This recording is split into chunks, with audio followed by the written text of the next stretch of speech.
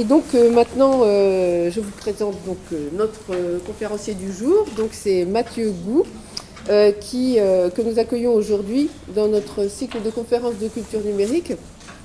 Donc Mathieu Gou est enseignant-chercheur dans notre maison, au département des sciences du langage à l'UFR-HSS, et il exerce sa recherche dans le laboratoire qui s'intitule CRISCO, et que vous connaissez déjà parce qu'au premier semestre, souvenez-vous, on a eu 2 chercheurs aussi du CRISCO qui sont venus, Stéphane Ferrari et avec Richard Renaud, qui était venu nous parler de traitement automatique des langues et du projet Malherbe. Je ne sais pas si vous vous souvenez. Et Mathieu Gou exerce lui sa recherche dans plusieurs spécialités, notamment l'histoire de la langue française des années 1550 à 1750, la grammaire de texte, et puis la linguistique de corpus. Et il réfléchit également à l'élaboration d'une grammaire du jeu vidéo. Et c'est sur ce sujet, de ce sujet qu'il va nous entretenir aujourd'hui. Et je précise aussi que vous pouvez voir des vidéos sur différents réseaux sociaux de vulgarisation en grammaire que Mathieu Gou propose. Donc n'hésitez pas à aller les regarder. Donc nous allons maintenant écouter sa conférence. Donc il a intitulé le jeu vidéo comme support de communication. Finalement c'était ce titre-là qu'on avait retenu pour aujourd'hui. Oui, tout à fait. Merci de la proposition. Tout le monde m'entend, même au fond, même sans le micro, il n'y a pas de souci. Bon, bonjour à toutes et à tous. Je suis très honoré d'avoir été invité pour vous parler de certains des sujets de réflexion que je développe depuis quelques années, notamment la question du jeu vidéo, qui effectivement est quelque chose que je travaille depuis plusieurs années maintenant, en parallèle d'autres travaux un peu plus, on va dire, un peu plus installés académiquement dans le spectre des sciences du langage. Et je voulais parler aujourd'hui de cette notion du jeu vidéo comme support de communication, comme quelque chose qui fait sens lorsque l'on joue à un jeu vidéo, ce qui est une façon assez différente d'aborder le média par rapport à d'autres approches sur lesquelles je vais revenir juste après. Je ferai un historique un peu de la façon dont le jeu vidéo a pu être envisagé à l'université. Et l'objectif de ma conférence va être résumé par cette très courte vidéo. J'espère qu'elle va être jouée. Ça dure 2 secondes, donc c'est très bref. J'espère que vous arriverez à l'entendre. Je la lance. Yeah, that makes sense. Voilà. Pourquoi est-ce que le jeu vidéo fait sens et comment il fait sens? Ça, c'est un sample de Street Fighter 3 Third Strike que j'aime énormément. Et c'est ce que j'essaye toujours de faire après mes conférences, que les étudiants sortent en se disant « ouais, ça fait sens ». Donc avant de revenir en détail en profondeur sur le sujet, je vais me représenter très rapidement, même si ça a été fait par ma collègue. Donc moi, j'ai d'abord une formation d'histoire, de spécialiste de l'histoire de la langue française, notamment sur la période dite du français préclassique et classique. Je me suis beaucoup intéressé à des questions de syntaxe, de grammaire de texte, d'histoire des grammaires, et progressivement, en fait, je me suis intéressé à la question du jeu vidéo par le truchement d'un concept qui existe en sciences du langage depuis assez longtemps maintenant, mais qui nous vient initialement de la philosophie du langage, c'est la question de la médialité. Et la question de la médialité, c'est de savoir de quelle façon les supports de communication, et notamment les supports matériels, les livres, les manuscrits, le jeu vidéo, les vidéos, etc., influencent, conditionnent ou modèlent notre communication, la façon dont on reçoit le sens d'un énoncé.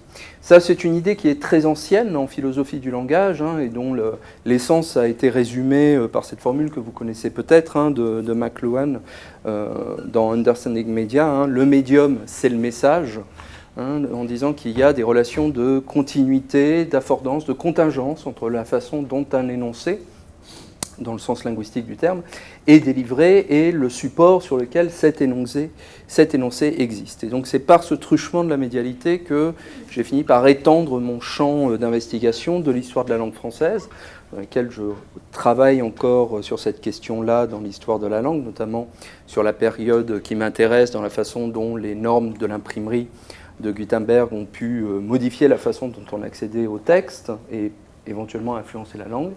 Et j'ai trouvé dans le jeu vidéo, ce que je pratique depuis très longtemps, un sujet d'exploration pour certaines de ces problématiques.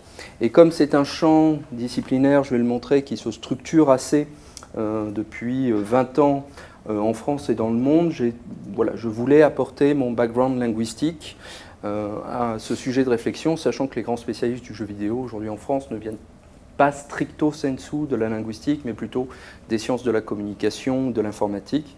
Donc voilà, je considérais que ma sensibilité pouvait permettre d'aborder certains concepts un peu plus en détail. Donc là, je vous ai mis une liste de mes dernières publications, si jamais vous vous intéressez à ce que j'ai pu faire. Il a été évoqué également ma présence sur les réseaux sociaux, donc notamment j'ai une chaîne YouTube dans laquelle je fais de la vulgarisation en grammaire. Entre autres, j'ai plusieurs... Voilà, je contribue à différentes initiatives dans les médias, notamment par l'intermédiaire des linguistes atterrés, qui est un consortium de collègues en sciences du langage qui essayent d'avoir une voix dans les médias sur la langue et son évolution. Je vous ai mis également deux des ouvrages qui font un peu qui illustrent le grand écart académique dans lequel je me situe actuellement. Donc, le premier, qui est issu de ma monographie de thèse, où je parle d'une question de syntaxe très étroite dans la langue du XVIe et XVIIe siècle, et ma grammaire du jeu vidéo, qui est parue en 2022 aux presses universitaires de Liège, et une suite est en train d'être écrite, enfin une prolongation de l'ouvrage est en train d'être rédigée, j'espère la publier prochainement. Et vous pouvez retrouver tous mes travaux sur ma page personnelle si jamais vous êtes curieuse ou curieux. Donc ceci pour le préambule. Le plan de ma présentation. J'ai choisi de faire un plan en 4 parties. Alors, je n'avais pas pensé à demander si c'était 2 heures pleines où je parlais tout seul ou s'il y avait un temps d'échange de prévu. Comme vous voulez aussi, au cours de la présentation, il y a des questions, si vous acceptez de les prendre. Oui, bien sûr. Bien sûr. N'hésitez pas si vous avez des questions, des réflexions à intervenir. Sinon, j'ai prévu quelque chose d'assez extensif qui tient 2 heures. Si je suis ennuyeux, vous me coupez, vous partez, c'est pas grave, je comprendrai le message. Mais voilà, donc j'ai essayé de faire la chose la plus complète possible en sachant qu'il y a un certain nombre de ces éléments sur lesquels j'ai déjà eu l'occasion de communiquer par le passé, mais que j'ai revu un peu, que j'ai amélioré, et d'autres, notamment la 4e partie de mon exposé qui est inédite, qui est une première. Qui présente pour la première fois devant un public des éléments de réflexion que j'ai pu mettre en place depuis l'année dernière. Alors, je vais commencer, donc, première partie de mon exposé sur laquelle je vais venir juste après, c'est revenir sur cette question à l'origine du titre de ma présentation, en quoi le jeu vidéo serait un support de communication ?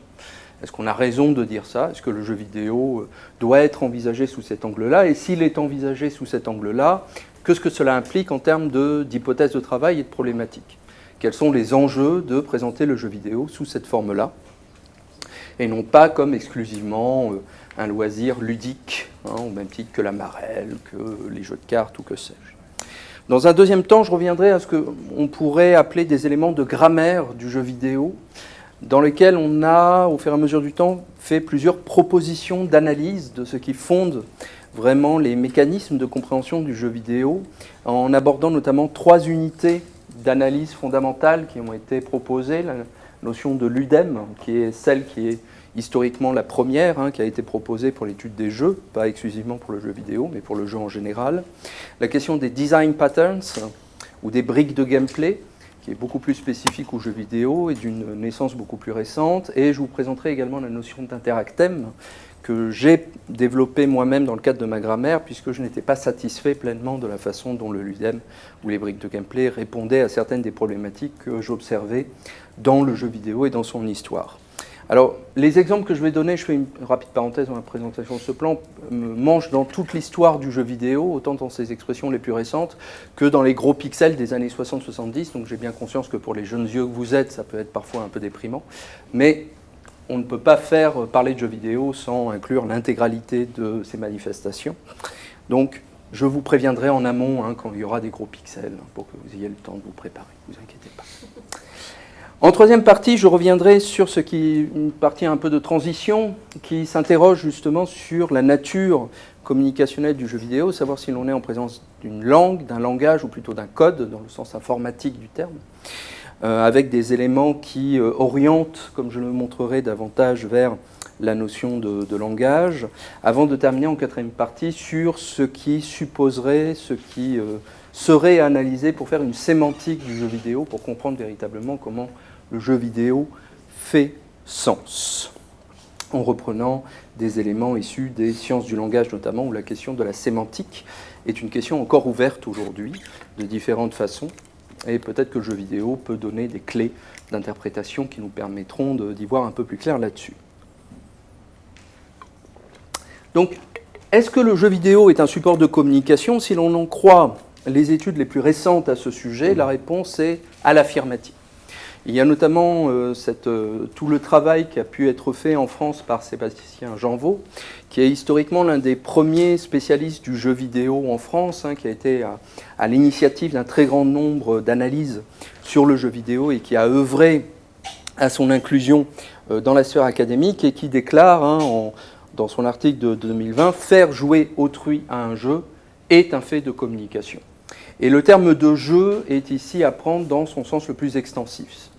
Sébastien Janvot s'intéresse certes aux jeux vidéo, mais il s'inscrit également dans une tradition très ancienne des Cultural Studies, qui sont les sciences du jeu, ou les Game Studies, qui s'intéressent à l'histoire des jeux dans les civilisations humaines en général, tout type de jeu. Donc ça va de la marelle, aux jeux de ballon, aux jeux collectifs, aux jeux de cartes, aux jeux des cours de récréation, jusqu'aux formes numériques les plus récentes que l'on peut avoir, du jeu vidéo, du jeu en réalité virtuelle ou que sais-je. Mais encore maintenant, l'histoire des jeux est une terra incognita. C'est quelque chose sur lequel il y a eu finalement que peu de choses qui ont été faites, et tout ce qui a été fait, c'est surtout réalisé dans le courant du XXe siècle et à compter des années 50. Donc il y a encore énormément de choses que l'on a à comprendre sur l'histoire des jeux qui précèdent, selon certains anthropologues, l'histoire de la culture. L'être humain, de la même façon que les animaux, par ailleurs, les chats et les chiens, vous le savez, ont une connaissance du jeu, de la notion du ludisme, mais c'est un pan de l'histoire humaine qui est encore peu documenté, et c'est ce qu'indiquent Lessard et Terrien dans leur introduction à ce numéro de Sciences du jeu, relativement peu documenté. L'histoire des jeux révèle un monde très dynamique, en constante évolution. Les règles d'un même jeu sont constamment révisées et de nouvelles variantes apparaissent. Et ça, c'est très intéressant dans le cadre du jeu vidéo, puisque l'on va avoir un problème à résoudre très rapidement sur cette question-là de l'unité du jeu vidéo, non seulement du point de vue grammatical ou sémantique, mais même plus largement, si on prend un peu plus de hauteur, du point de vue sémiotique. Qu'est-ce qu'un jeu vidéo? Comment définir un jeu vidéo dans ses propriétés formelles?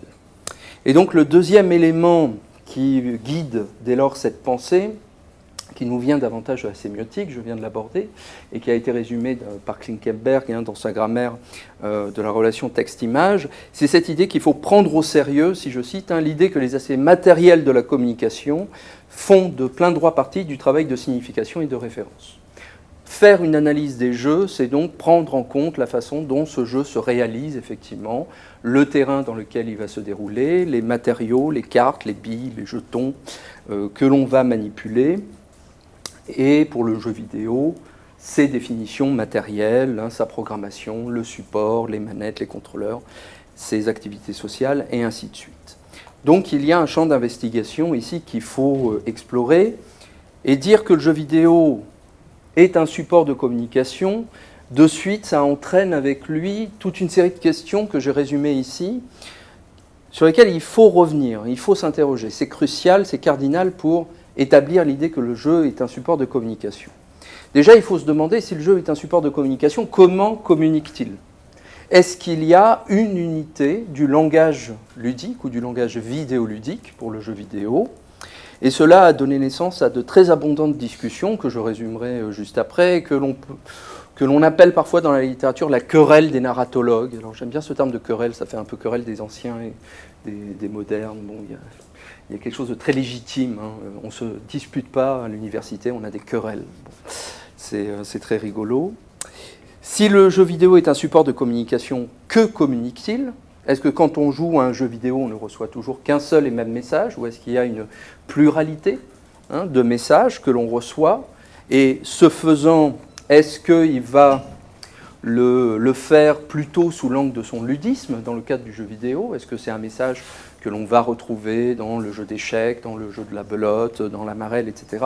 Ou est-ce que c'est davantage un sens qui emprunte à son aspect médié vidéo, donc qui serait propre également, il y aurait des accointances avec le cinéma, la télévision, d'autres formes d'art projeté. Et enfin, à qui appartient le jeu vidéo si le jeu vidéo est un support de communication? Quel est le domaine disciplinaire à l'université ou dans le spectre de l'histoire des idées qui doit s'enquérir de la communication vidéoludique? Est-ce que, comme certains le pensent, c'est davantage du ressort de l'histoire de l'art, et il y a des voix de plus en plus fortes qui font du jeu vidéo un art, au même titre que la peinture, que le cinéma, que la photographie, que la télévision, et il y a une reconnaissance académique, institutionnelle, de certains créateurs, créatrices de jeux vidéo qui sont médaillés, par exemple, qui sont devenus des chevaliers des arts et des lettres en France, par exemple, ça a été le cas. Est-ce que c'est l'apanage des sciences de la communication ? Ou bien est-ce que cela appartient plus strictement à ce que l'on appelle aujourd'hui les sciences du jeu, ou les game studies, c'est-à-dire cette portion de ce champ disciplinaire qui s'intéresse au jeu dans toutes ses manifestations. Et ça aussi c'est une question, c'est des batailles, des querelles de clochers, mais qui embarquent des procédures analytiques et des cadres d'explication qui diffèrent plus ou moins nettement selon l'endroit où on se situe. Et donc, selon la réponse que l'on apporte notamment à cette dernière question, le regard que l'on va avoir sur l'objet va changer fondamentalement, puisque vous savez qu'il y a une dialectique entre l'objet de la recherche, entre l'objet scientifique et les méthodes scientifiques de son exploration, et que changer de méthode d'exploration, c'est changer l'objet. L'objet ne précède pas l'observation scientifique d'une façon immuable, il est modifié également par les regards qu'on lui porte. Et c'est d'autant plus vrai pour le jeu vidéo lorsque l'on fait un peu l'historique de la façon dont on s'est intéressé à l'université aux jeux vidéo. Et il y a grosso modo 3 vies académiques à l'étude du jeu vidéo. Le jeu vidéo apparaît sous sa forme commerciale dans les années 70. Je ne vais pas faire un cours d'histoire du jeu vidéo, je ne vais pas en parler en détail, mais les premières tentatives de jeux vidéo apparaissent à compter de la Deuxième Guerre mondiale dans les années 50-60 dans les laboratoires de recherche de MIT, sont des tentatives sur oscilloscope avec de la grosse machinerie. Pong arrive dans les années 70, est considéré comme le premier jeu vidéo commercial, donc vraiment la vie industrielle du jeu vidéo. Et dès les années 80, l'université, notamment aux États-Unis, s'empare de ce nouveau média et cherche à l'analyser. D'abord dans ses effets au regard de la société, notamment dans des périodes évidemment qu'on pourrait qualifier de panique morale, puisque les jeunes gens vont dans les salles d'arcade aux États-Unis, dépensent tout leur argent de poche dans des jeux vidéo faits à base de bip et de boop. Bon, on commence à se demander si c'est bien sain pour la jeunesse, comme toujours. Et puis progressivement, toutes ces études-là vont se structurer et on peut voir 3 vies à la façon dont le jeu vidéo a été considéré à l'université. Historiquement, l'une des premières façons de traiter le jeu, ça a été dans le cadre justement des game studies. Et le jeu vidéo a été exploré sous le spectre du ludisme, l'étude du jeu, dont les représentants les plus fameux seraient, à date présente, Jasper Joule ou Sicard par exemple, qui ont développé une théorie du jeu vidéo très intéressante, qui s'est structurée donc sous le terme de game studies, mais pendant très longtemps les game studies ont été considérés, sont encore considérés par bien des endroits, comme étant un pan mineur des cultural studies. Il y aurait les études culturelles, la culture humaine, et dans ce grand champ, dans cette grande poche, il y aurait une sous-discipline, les sciences du jeu, les game studies, qui s'intéresseraient aux jeux dont font partie les jeux vidéo. Et il suffit de voir quand sont apparues certaines des grandes revues de référence sur l'étude du jeu en général, pour voir effectivement que c'est un mouvement qui s'est construit que très récemment, c'est-à-dire que la revue Game Studies, qui est une revue d'origine américaine disponible en ligne, a été fondée qu'en 2001, alors que le jeu vidéo avait plus de 20 ans d'existence, et dans le cadre des études francophones, il y a depuis 2013 seulement la revue Sciences du jeu qui s'intéresse à ces questions-là. Donc il y a une dizaine d'années à peine. Donc on est vraiment dans un champ qui s'est constitué que tout récemment. En parallèle de ça, il y a un deuxième mouvement qui s'est construit, notamment en France et sous notamment l'égide de Sébastien Janvaux, qui vient davantage des sciences de la communication. Et à ce moment-là, le jeu vidéo est fondu comme au milieu de tous les supports de communication, un support numérique, donc tout ce qui relève de l'Internet, mais également des vidéos sur YouTube, par exemple, du cinéma, de la télévision dans un autre aspect. Donc Albinet, en 2010, aussi peut être considéré comme un de ces représentants de cette filière-là. Le jeu vidéo est considéré comme un support de communication, mais n'est pas toujours considéré en tant que tel. Il est considéré comme une autre forme d'expression numérique parmi d'autres, mais n'a pas véritablement de spécificité en lui-même.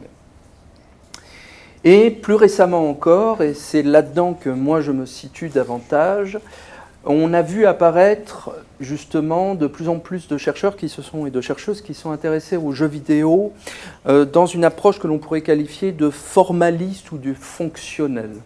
Et pour le distinguer parfois des autres initiatives, Mathieu Triclot, qui est à l'origine un philosophe, mais qui a travaillé, qui a sorti il y a quelques années de ça, une philosophie du jeu vidéo qui était très intéressante, avait proposé le terme de play studies plutôt que game studies, pour faire le distinguo. Le game, c'est le jeu dans toutes ses dimensions. Le play, c'est le jeu vidéo en particulier, un geste médié par un contrôleur, par un dispositif de contrôle. Donc il fait une distinction.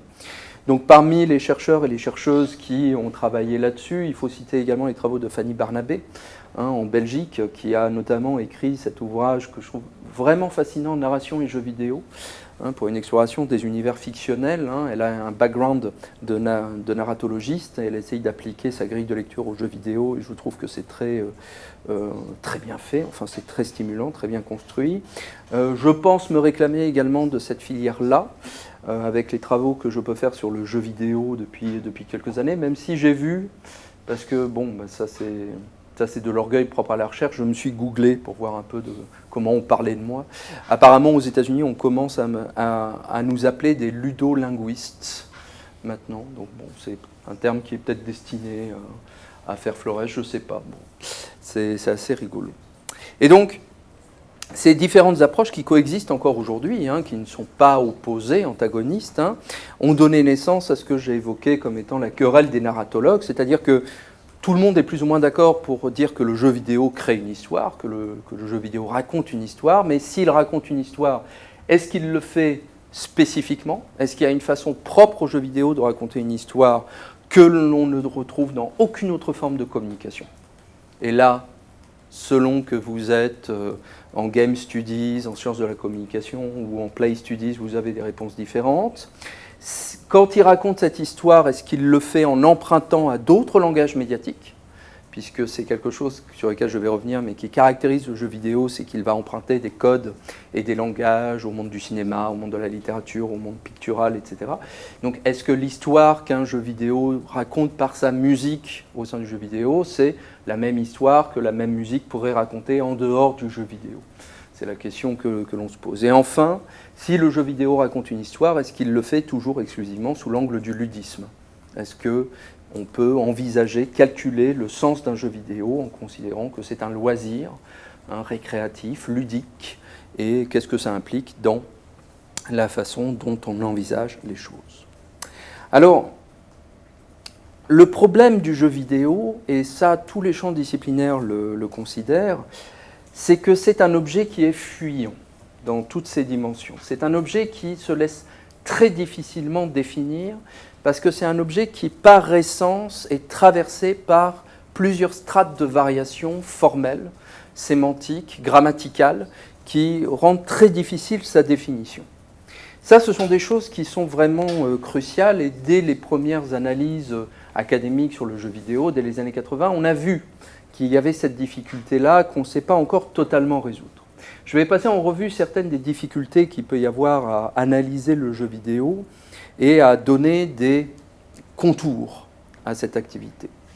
Tout d'abord, il y a ce que l'on appelle traditionnellement, donc dans la lignée de ce très estimé collègue dont je ne me risquerai pas à lire le nom, il y a ce qu'on appelle la question de l'engagement ou la question du flow encore. C'est la façon dont le participant à l'activité vidéoludique s'investit corporellement, mais également socialement, dans l'exercice vidéoludique. Et il va y avoir des différences d'engagement à ce niveau-là. C'est-à-dire que vous allez avoir certains joueurs, certaines joueuses qui vont traverser un jeu vidéo de façon un peu mécanique et détachée, sans être au jeu à proprement parler, et d'autres qui, au contraire, vont avoir une posture beaucoup plus engagée dans leur partie, beaucoup plus physique, beaucoup plus concentrée, et ça va avoir des conséquences à différents endroits.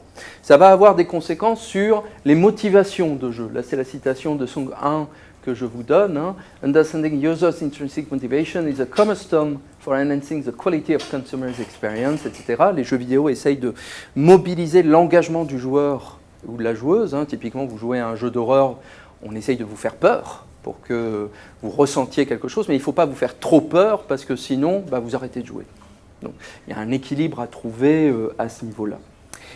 Cela a des implications sur l'image du joueur telle qu'elle a été construite par les messages du jeu vidéo. De quelle façon le jeu vidéo construit un joueur ou une joueuse type, un archétype du joueur ou du joueuse pour l'investissement au sein de sa partie, et les réponses vont être différentes en fonction des développeurs, des jeux, voire des possibilités qu'offre la communauté elle-même dans l'exercice du jeu vidéo.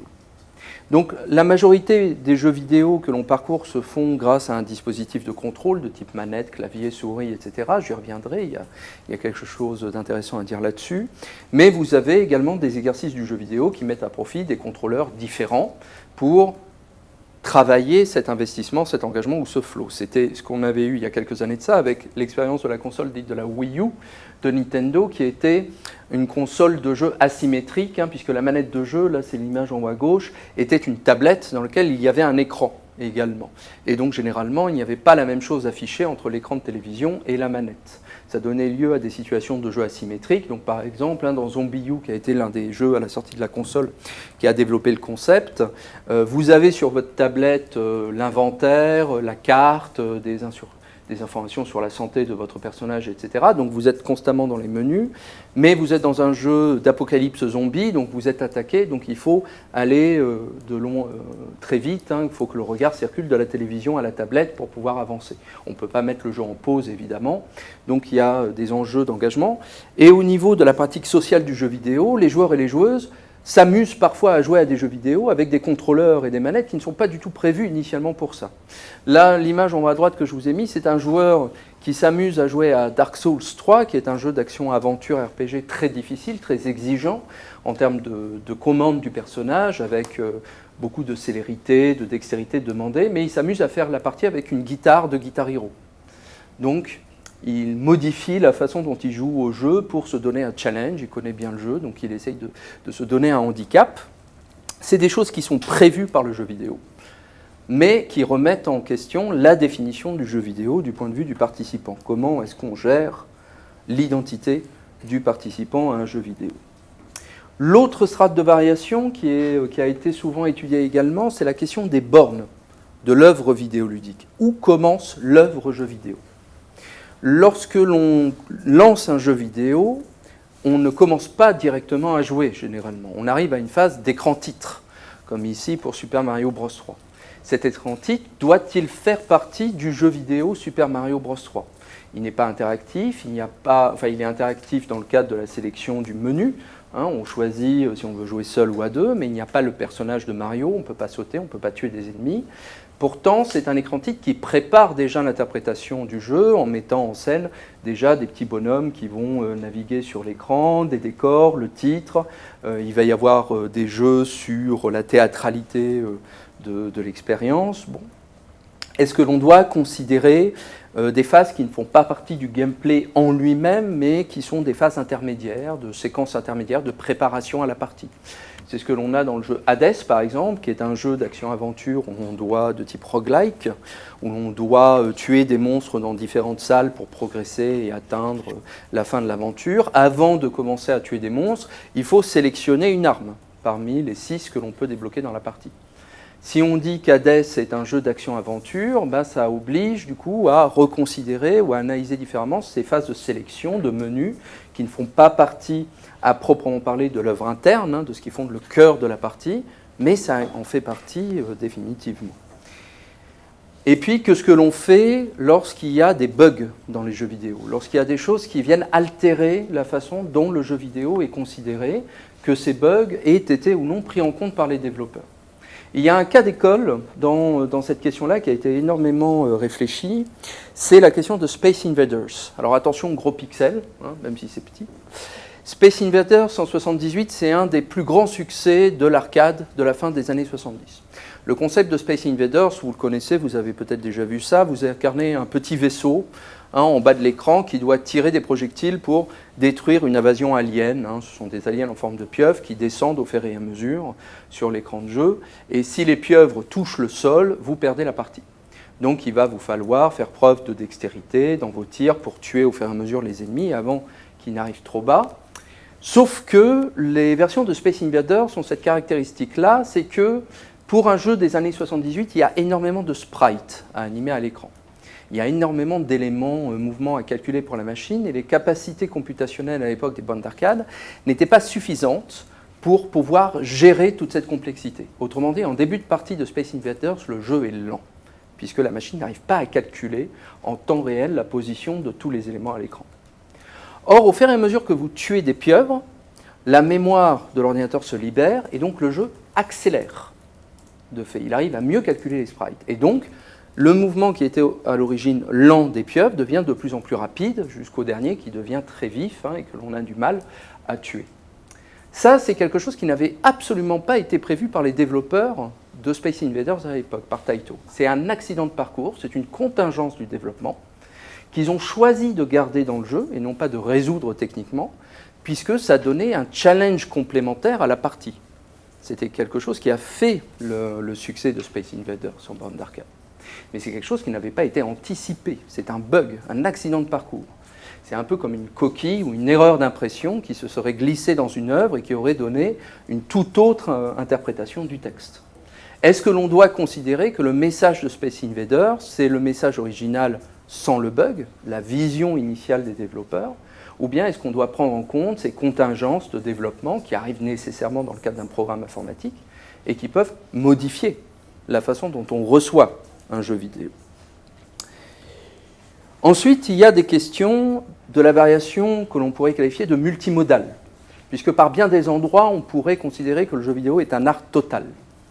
C'est un terme que l'on employait pour l'opéra, jadis, qui manipulait des codes du théâtre, de la musique, de la mise en scène, de l'architecture. Le jeu vidéo, à par bien des endroits, reprend à son compte tous ces éléments-là de la culture humaine.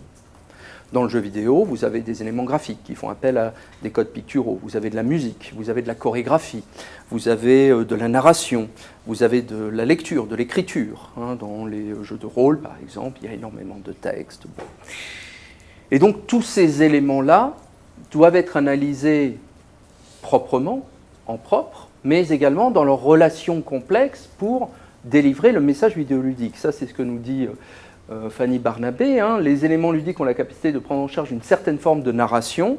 Le fait de vaincre un boss dans un jeu de rôle, un RPG par exemple, est une action qui appartient au jeu, mais qui comporte tout de même de lourdes implications narratives. Récit et jeu ne sont donc véritablement distinguables qu'en théorie.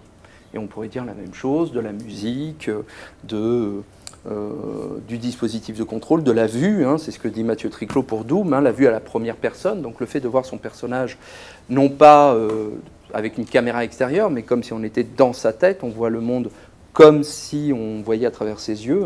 Cette vue n'est pas destinée à être regardée, mais à être actionnée, à être jouée. C'est un processus ludique en tant que tel. Mais partant, comment est-ce qu'on doit envisager toutes ces choses-là ? Il y a des relations complexes entre tous ces niveaux d'interprétation vidéoludique qui demandent à ne pas avoir une lecture partinomique de ces différents phénomènes, mais d'essayer de les envisager dans leur globalité. Et donc, il y a des témoignages assez fréquents de choses qui vont dans cet ordre-là, de cette complexité de la variation vidéoludique. Du point de vue de la musique, par exemple, il y a ce témoignage assez touchant de Koji Kondo, qui est un des compositeurs de l'écurie Nintendo, qui a beaucoup travaillé avec Shigeru Miyamoto dans des séries comme Super Mario Bros, The Legend of Zelda, etc. Lorsque Miyamoto crée le personnage de Mario, il demande à Koji Kondo de faire un son lorsque Mario saute. Et Koji Kondo, qui vient du monde de la télévision notamment, il dit vous ne faites pas de bruit quand vous sautez, pourtant vous. Mais Miyamoto insiste, il faut un son en particulier. Et donc Koji Kondo va s'appliquer. Cela va donner naissance à des initiatives un peu intéressantes, à différentes façons. Donc vous avez par exemple Super Mario Maker 2, qui est un jeu de création de niveaux de Mario. On a un curseur, on sélectionne des plateformes, des ennemis, des power-ups, etc. Et donc on crée des niveaux. Et lorsque l'on place un élément dans la grille d'édition, cet élément fait du bruit, fait une petite musique. Et on peut faire une mélodie en dessinant le niveau. Il y a quelque chose de symphonique quand on dessine un niveau de Super Mario Bros. Il y a une synergie particulière qui s'opère entre la musique et le game design. Ou bien c'est l'expérience des Quick Time Events, illustrés ici par Shenmue en 1999, qui est sans doute le jeu qui les a instaurés. Les Quick Time Events, ce sont des cinématiques dans lesquelles, à un moment donné clé, on demande aux joueurs d'appuyer sur un bouton pour réaliser une action. Le personnage court pour éviter une attaque, et à un moment donné apparaît le bouton A, et donc il faut appuyer sur le bouton A pour donner un coup de poing et valider le combat, sinon le personnage reçoit du dégât. La cinématique peut continuer, mais elle s'embranche dans une autre direction narrative. Donc là encore, c'est une autre façon de faire dans laquelle on peut articuler ces différentes strates de variation. Et donc tout cela a créé des difficultés dès les origines pour analyser le jeu vidéo. Comment est-ce qu'on prend en charge toute cette variation, toute cette complexité-là? Et au fur et à mesure du temps, plusieurs propositions ont été faites pour essayer d'avoir un modèle général, systémique, du jeu vidéo qui permette d'en saisir les différentes caractéristiques. Donc j'embraye, après cette première partie générale, sur l'analyse grammaticale du jeu vidéo. De quelle façon a-t-on analysé le jeu vidéo dans les différents domaines que je vous ai présentés tout à l'heure? Et historiquement, l'une des unités d'analyse qui a été les plus souvent exploitées, c'est la notion de ludem, que vous avez peut-être déjà rencontré si vous vous êtes intéressé à l'histoire des jeux. La notion de ludem est assez ancienne, c'est quelque chose qui nous vient des travaux de Roger Caillois, qui a été en France, ou du moins l'un des précurseurs dans l'étude des jeux à l'université. C'est une unité dont la forme est construite sur la forme des unités fondamentales en sciences du langage, comme le phonème, le morphème, le grammème, etc. On retrouve cette idée de particules élémentaires, ici un particule élémentaire de jeu. Et ce qui caractérise un ludem, c'est l'association de procédures d'une thématique, d'un fond et d'une forme. Un ludem, c'est un objet de jeu qui a une certaine apparence et qui va avoir un certain comportement dans l'espace de jeu. Donc, un ludem, c'est l'association entre des procédures, c'est-à-dire des conditions de réalisation de l'élément en jeu. Vous prenez un jeu d'échecs, chaque pièce du jeu d'échecs, le pion, le roi, le fou, la tour, ne peut se déplacer que selon des règles strictes, établies par avance. La tour ne peut avancer que horizontalement et verticalement, le fou ne peut avancer que diagonalement, etc. Et ce sont ces procédures-là qui font en retour l'identité de la pièce sur le plateau du jeu d'échecs. Un pion est un pion parce qu'il se comporte comme un pion. Un tour est une tour parce qu'il se comporte comme une tour. Si on modifie ce caractère procédural, on perd l'identité ludémique. Mais à côté de cette identité procédurale, il y a une identité formelle, thématique, qui assure, avant même que la pièce ne rentre en jeu, sa reconnaissance formelle. Et ce qui est caractéristique des ludem, et du moins c'est comme ça qu'ils ont été envisagés, c'est qu'il y a une certaine transversalité à la façon dont un ludem peut être envisagé dans différents jeux. L'exemple que prend Caillois et que l'on redonne généralement, c'est le concept de reine.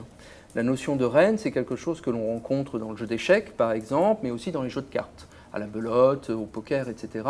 Et ça traduit généralement une pièce, un jeton, une carte qui a une certaine puissance en jeu, qui a plus de possibilités d'action, qui a des procédures plus extensives qu'un pion, par exemple, ou une figure qui ne serait pas identifiée comme une figure royale.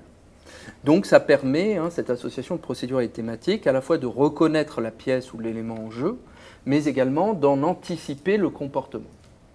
Et cette notion de ludem, c'est quelque chose qui a pu être exploré avec profit pour l'analyse du jeu vidéo. Par exemple, les ennemis dans un jeu vidéo sont des ludem en puissance.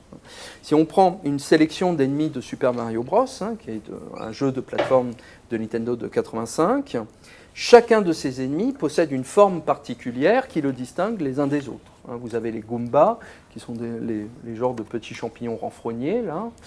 Vous avez les Koopas, qui sont des tortues, qui peuvent avoir des ailes, des plantes carnivores, des pieuvres, etc.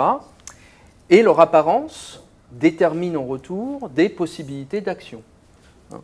Un ennemi qui a des ailes, comme ici la Koopa ailée, hein, le Paratroopa, c'est un ennemi qui va pouvoir non seulement marcher sur le sol, mais aussi bondir, sauter, voire rester en l'air. Une plante carnivore, elle a des dents clairement identifiables, donc on sait que si on lui saute dessus, on va prendre des dégâts, puisque ce sont des picots, ce sont des choses qui vont nous faire mal. Bon. Et ainsi de suite. Donc on est capable, avec une analyse graphique de ces différents éléments, prédire leur comportement et les analyser sous cet angle-là. Alors la notion de l'UDEM est encore explorée assez aujourd'hui dans le cadre de l'étude du jeu vidéo, de l'étude des jeux en général, mais c'est une unité qui possède un certain nombre de limites à cette approche qui a invité très rapidement à la dépasser, ou du moins d'aller au-delà. Il y a au moins 3 problèmes en ce qui concerne le LUDEM lorsque l'on évoque plus spécifiquement la question du jeu vidéo. Déjà, d'une part, le LUDEM, c'est une unité fondamentale qui est commune à toutes les expressions du ludisme. C'est quelque chose que l'on va retrouver tant dans le jeu d'échecs analogique, si on peut dire, hein, que dans la marelle, que dans le football, que dans le jeu vidéo. Or, il me semble, avec toutes les strates de variation que j'ai présentées précédemment, qu'il y a quand même une spécificité au jeu vidéo qui demande une méthode analytique propre au jeu vidéo. Et il me semble que jouer à un jeu d'échecs, à une partie d'échecs avec quelqu'un en face de soi et de vraies pièces sur le plateau, c'est différent que de jouer à un jeu vidéo d'échecs. Il y a quelque chose au niveau du transfert ludémique qui ne se fait pas. Ensuite, il y a quelque chose dans le LUDEM qui est embarqué, qui est nécessaire à son interprétation, mais qui peut poser des difficultés. C'est que le LUDEM s'appuie dans ses grandes dimensions sur une dimension culturelle particulière, hein, qui demande que l'on ait une appréhension préalable du monde et de son fonctionnement pour comprendre comment le LUDEM va fonctionner. Si je reprends l'exemple de la reine dans le jeu d'échecs ou dans les jeux de cartes, on sait que la reine est une carte ou une pièce puissante parce qu'on a une idée a priori de ce qu'est une reine dans notre monde réel. On a une connaissance extra-ludique du concept de reine, associé à une figure de puissance, que l'on transfère dans le monde du jeu, qui devient en quelque sorte une allégorie, totale ou partielle, des relations qui peuvent exister dans notre monde. Et c'est quelque chose qui est connu depuis très longtemps. On sait que la métaphore du jeu d'échecs, dans le cadre des duels qu'il peut y avoir sur des champs de bataille, des guerres, etc., c'est quelque chose qui est très vieux dans l'histoire culturelle humaine. Mais du coup, ça implique que la compréhension du LUDEM sort du domaine du jeu vidéo, qu'il faut apporter autre chose pour comprendre le jeu vidéo. Alors je reviendrai tout à l'heure dans la dernière partie de mon exposé sur cette idée-là, mais dans une description grammaticale, il y a quelque chose de gênant dans ce transfert-là. Et en lien, troisièmement, avec ce dernier point, le fait qu'il y ait une composante culturelle au LUDEM fait qu'il ne peut pas prétendre à l'universalité. Il va y avoir quelque chose de l'ordre d'une traduction culturelle spécifique selon les différentes cultures qui fait qu'on ne peut pas faire de généralisation. Pour reprendre la question du jeu d'échecs, dans la tradition française, on a la pièce du fou sur le jeu d'échecs, mais pour un anglophone, c'est the bishop, c'est l'évêque qui remplit exactement le même rôle. Dans les premières itérations du jeu d'échecs qui sont nées en Inde, on a plutôt des figures animales, l'éléphant par exemple, on lui place de la tour, et ainsi de suite. Donc on va avoir des éléments qui peuvent trahir au niveau des procédures du LUDEM parce que la thématique sera identique.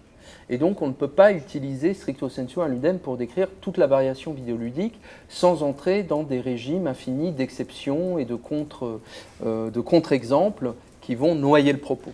L'exemple prototypique dans le jeu vidéo que je trouve très parlant, c'est le symbole du cœur, que l'on retrouve dans énormément de jeux vidéo, dans les menus comme bonus, etc. Et intuitivement, si je vous demande du point de vue ludémique à quoi sert un cœur, vous allez l'associer à la vie, à l'énergie, à quelque chose qui redonne de la vie à un personnage. Et c'est effectivement comme ça qu'on peut l'envisager et qu'on l'envisage dans un certain nombre de jeux, comme dans la série The Legend of Zelda, où les cœurs figurent la vie du personnage. Mais dans d'autres traditions ludiques, les cœurs, c'est une monnaie, comme dans la série des Castlevania, ou ça peut être une munition pour utiliser des armes ou des armes secondaires. Donc on a exactement le même ludème, formellement, mais des procédures différentes. Donc la notion de ludème est certes utile, et on va y revenir lorsque l'on parlera de sens du jeu vidéo, de sémantique du jeu vidéo, puisqu'il y a quelque chose qui est intéressant à exploiter ici. Mais du point de vue d'une description grammaticale, formelle et fonctionnelle, c'est insuffisant, ça tombe un peu court. Et ça, c'est une critique que je n'ai pas été le premier à faire, mais qui existe depuis au moins le début des années 2000, qui a invité à la création d'une autre unité d'analyse du jeu vidéo, que l'on a appelé les design patterns, ou encore les briques de gameplay. Ça, le terme de briques de gameplay, c'est quelque chose que j'emprunte à Alvarez, qui a fait sa thèse de doctorat il y a quelques années de ça dessus, mais c'était un concept qui est approchant pour les design patterns de ce que présentaient déjà Björk et Holopainen au début des années 2005, qui se positionnaient justement dans une approche qui se voulait complémentaire ou en opposition à ce qu'avait pu faire Jasper Joule dans le cadre du ludisme et de l'exploration des ludèmes. On voyait qu'il y avait déjà une réflexion il y a 20 ans de ça sur la dimension ludémique. Et donc, le design pattern ou la brique de gameplay, c'est un élément interactif et répétable au sein d'un jeu vidéo qui n'est pas nécessairement indexé sur une forme particulière. C'est plutôt une mécanique de jeu. On appellerait ça une mécanique de jeu. C'est prendre un objet, c'est détruire un obstacle, c'est sélectionner une option dans un menu, c'est augmenter la puissance de son personnage. Tout cela, ça peut se faire selon différents processus, mais ce sont des éléments qui sont répétables et qui ont des fonctions à proprement parler. D'ailleurs, Alvarez, dans son travail concernant les briques de gameplay, les associe aux fonctions du conte dans les études de Prop. Prop a montré que dans les contes de fées, il y a différentes étapes initiatiques. Il y a la situation initiale, situation finale, l'événement perturbateur, ça c'est des choses que vous avez dû voir en cours de littérature au lycée notamment, qui sont inspirées des travaux de Prop là-dessus. Et donc les design patterns et les briques de gameplay permettent d'explorer davantage la spécificité du jeu vidéo sans s'arrêter sur des traits formels ou culturels qui limiteraient en quelque sorte l'analyse que l'on pourrait en faire. Mais là encore, et ça, je me plonge également dans cette critique-là, donc je fais la critique de la critique, mais c'est comme ça que la science avance. Je vois d'autres difficultés à cette notion de mécanique de gameplay, ces briques de gameplay ou ces design patterns, que je trouve très séduisantes par ailleurs, mais déjà d'une part, de la façon dont c'est présenté, il y a quelque chose de l'ordre des primitifs ludiques ou des primitifs vidéoludiques dans les briques de gameplay qui fait que ces briques de gameplay ou ces design patterns constituerait un paradigme clos. Il y aurait, selon Alvarez, selon Björk et Holopainen, quelque chose comme une vingtaine de briques de gameplay qui pourraient permettre de décrire tous les jeux vidéo de la création, passé, présent et futur. Or, le fait est que Alvarez lui-même augmente et modifie très régulièrement son modèle de briques de gameplay, rajoute ou retranche des éléments, donc il y a quelque chose qui est insatisfaisant. L'idée qu'il y a un paradigme clos de fonction vidéoludique semble donner une image assez restreinte de ce qu'est le jeu vidéo aujourd'hui et empêche véritablement de l'envisager dans sa totalité médiatique ou ludique. C'est un peu le même problème que l'on a en sémantique avec la notion des primitifs sémantiques. Je ne sais pas si vous connaissez ces travaux-là. C'est l'idée selon laquelle, dans toutes les langues du monde, il y aurait un noyau dur de concepts de sens partagés dans toutes les langues et toutes les cultures. Donc le concept de moi, le concept animal, le concept maison, etc., que l'on retrouverait dans toutes les langues du monde. Et le problème des primitifs sémantiques, c'est qu'on ne cesse d'en ajouter depuis 40 ans. À l'origine, il y avait 15 primitifs sémantiques. Maintenant, on est à des listes à plus de 80. Bon, on ne sait pas quand ça va s'arrêter. Il y a sans doute quelque chose à revoir là-dessus dans la façon dont c'est défini, mais ça me semble être en tout cas quelque chose d'inopérant. Ensuite, il y a des questions grammaticales à proprement parler que ce qui se passe lorsque l'on associe la brique de gameplay détruire avec la brique de gameplay gagner en puissance. Est-ce qu'il y a un effet de subordination entre ces deux briques? Est-ce qu'il y a un effet d'inclusion, un effet de succession d'articulation, les choses ne sont pas claires. Dans le travaux d'Alvarez, c'est une question qu'il met de côté, alors qu'elle me semble cruciale, puisque l'on agit dans un jeu vidéo en fonction des actions que l'on a faites auparavant et en fonction des actions que l'on fera après. Or, cette question de l'articulation entre les briques de gameplay n'est pas abordée dans ce modèle-là, et je trouve ça assez dérangeant. Et la dernière critique, qui est pour moi la plus forte de ces trois, c'est que la notion de brique de gameplay ou de design pattern tend à être un peu trop abstraite, d'abstraire l'identité communicationnelle du jeu vidéo vers des concepts qui peuvent prétendre illustrer un certain nombre d'éléments qui sont pourtant très disparates dans les mécaniques fondamentales qu'elles supposent. J'illustre ça avec ces trois images qui représentent dans ce dernier modèle la brique de gameplay ou le design pattern détruire un obstacle. C'est un concept qui traverse un certain nombre de jeux vidéo. Il y a des obstacles à la progression du joueur de différentes façons et il faut détruire l'obstacle pour progresser, pour atteindre la fin du niveau, pour finir la partie, pour atteindre un objet de quête ou une récompense, etc. Bon. Sauf que si l'on compare ce qu'implique la notion de détruire dans un jeu de combat comme Street Fighter 2, où l'on fait une manipulation complexe de boutons pour tirer une boule de feu. Si l'on envisage la brique de gameplay détruire dans un jeu comme Super Mario Run, qui demande à sauter sur les ennemis pour les détruire, donc qui demande à calculer la vitesse de saut, la trajectoire, la façon dont l'ennemi est disposé ou non à recevoir cette attaque pour être détruite. Et que l'on compare ça avec la brique détruire dans Final Fantasy XV, qui consiste à lancer un sort, ici un sort de foudre, en sélectionnant le sort dans un menu, mais sans calculer la position de l'ennemi, sans vérifier d'autres paramètres comme sa distance, sa résistance, etc., mais simplement en faisant un choix dans une liste fermée d'items. On a certes la même abstraction détruire, mais physiquement, spécifiquement, en propre, on fait trois choses différentes dans le jeu vidéo, avec une participation, un engagement, un flow, des conséquences dans la partie qui sont très différentes les unes des autres. Donc là encore, la notion de brique de gameplay ou de design pattern, c'est quelque chose qui est intéressant pour une description surplombante du jeu vidéo et qui est très spécifique au jeu vidéo, que l'on ne va pas retrouver dans les jeux de plateau ou dans d'autres types de manifestations ludiques, mais qui me semble encore une fois passer à côté de certaines caractéristiques du jeu vidéo qui me semblent intéressantes à développer. Et c'est la raison pour laquelle ces dernières années, j'ai développé une autre façon d'envisager les choses que j'ai appelée l'interactem, qui est une autre unité fondamentale d'analyse du jeu vidéo qui se fonde sur une caractéristique qui a été peu considérée jusque-là, mais moi qui me semble centrale, c'est le fait que le jeu vidéo est une activité ludique médiée, ou encore, pour reprendre des termes issus de la philosophie, une activité à geste vicariant ou à geste virtuel. C'est-à-dire que l'on n'agit pas dans le jeu vidéo comme on agit sur un vrai plateau d'échecs en bougeant avec sa main une pièce sur l'échiquier.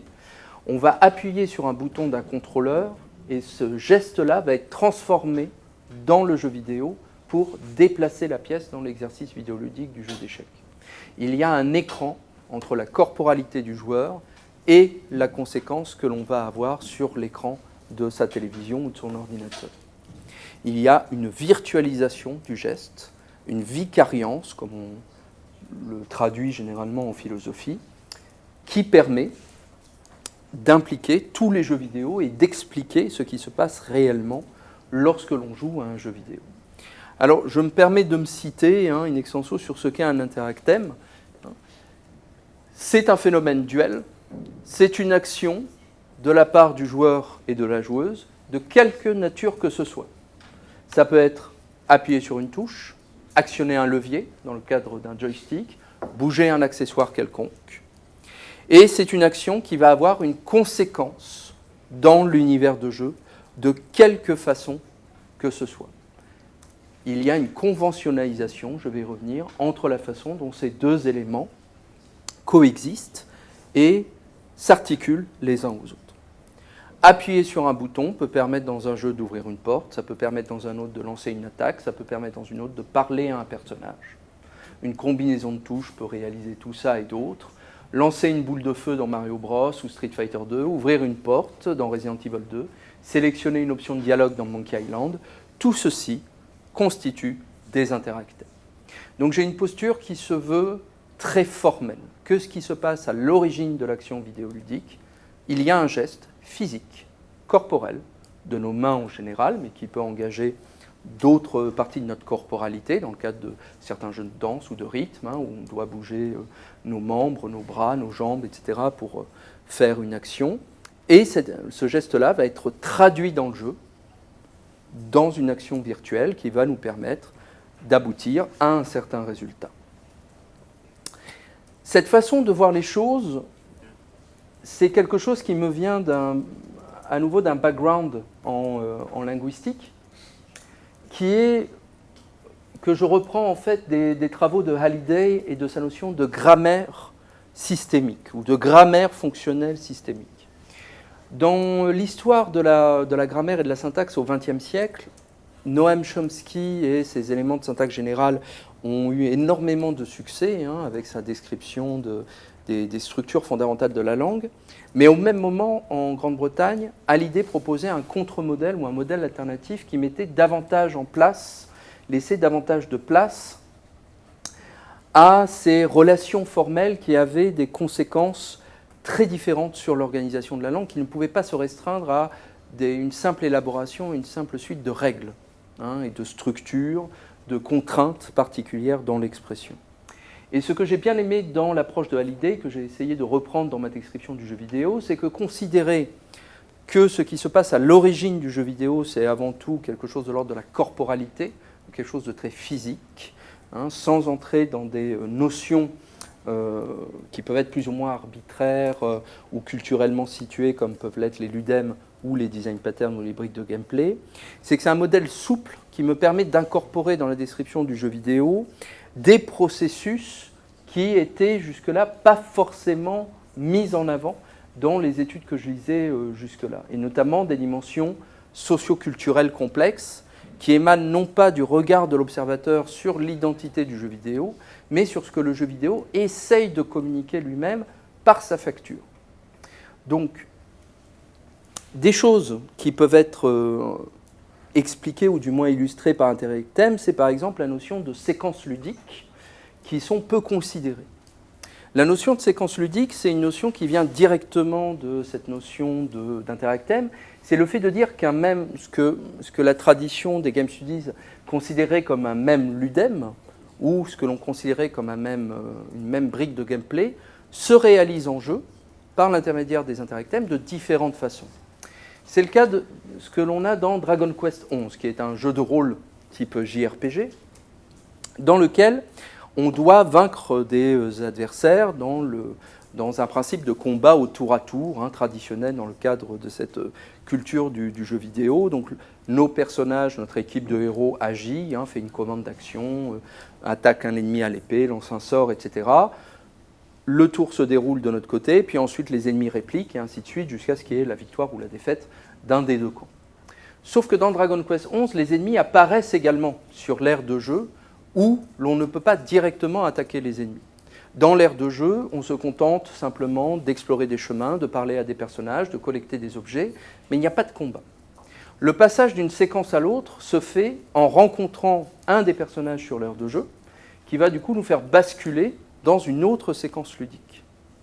Donc, du point de vue du ludem, on s'attendrait à ce que cet ennemi-là soit identique entre les deux séquences, mais ce n'est traditionnellement pas le cas. Il y a un ennemi générique d'un côté et une autre troupe d'ennemis de l'autre. Ça surprend d'ailleurs les premières fois, on croit rencontrer une chauve-souris et on arrive sur 3 golems en face de nous. Bon, ce sont des choses qu'il faut anticiper. Du point de vue des briques de gameplay, on pourrait s'attendre à ce que donner un coup ou rencontrer un ennemi sur l'aire de jeu nous permette de le détruire, mais ce n'est pas le cas puisque ça initie une séquence de combat. Donc il y a une rupture qui, dans les deux modèles précédents, demande à considérer ces deux phases de jeu comme étant deux éléments distincts et donc deux jeux à part.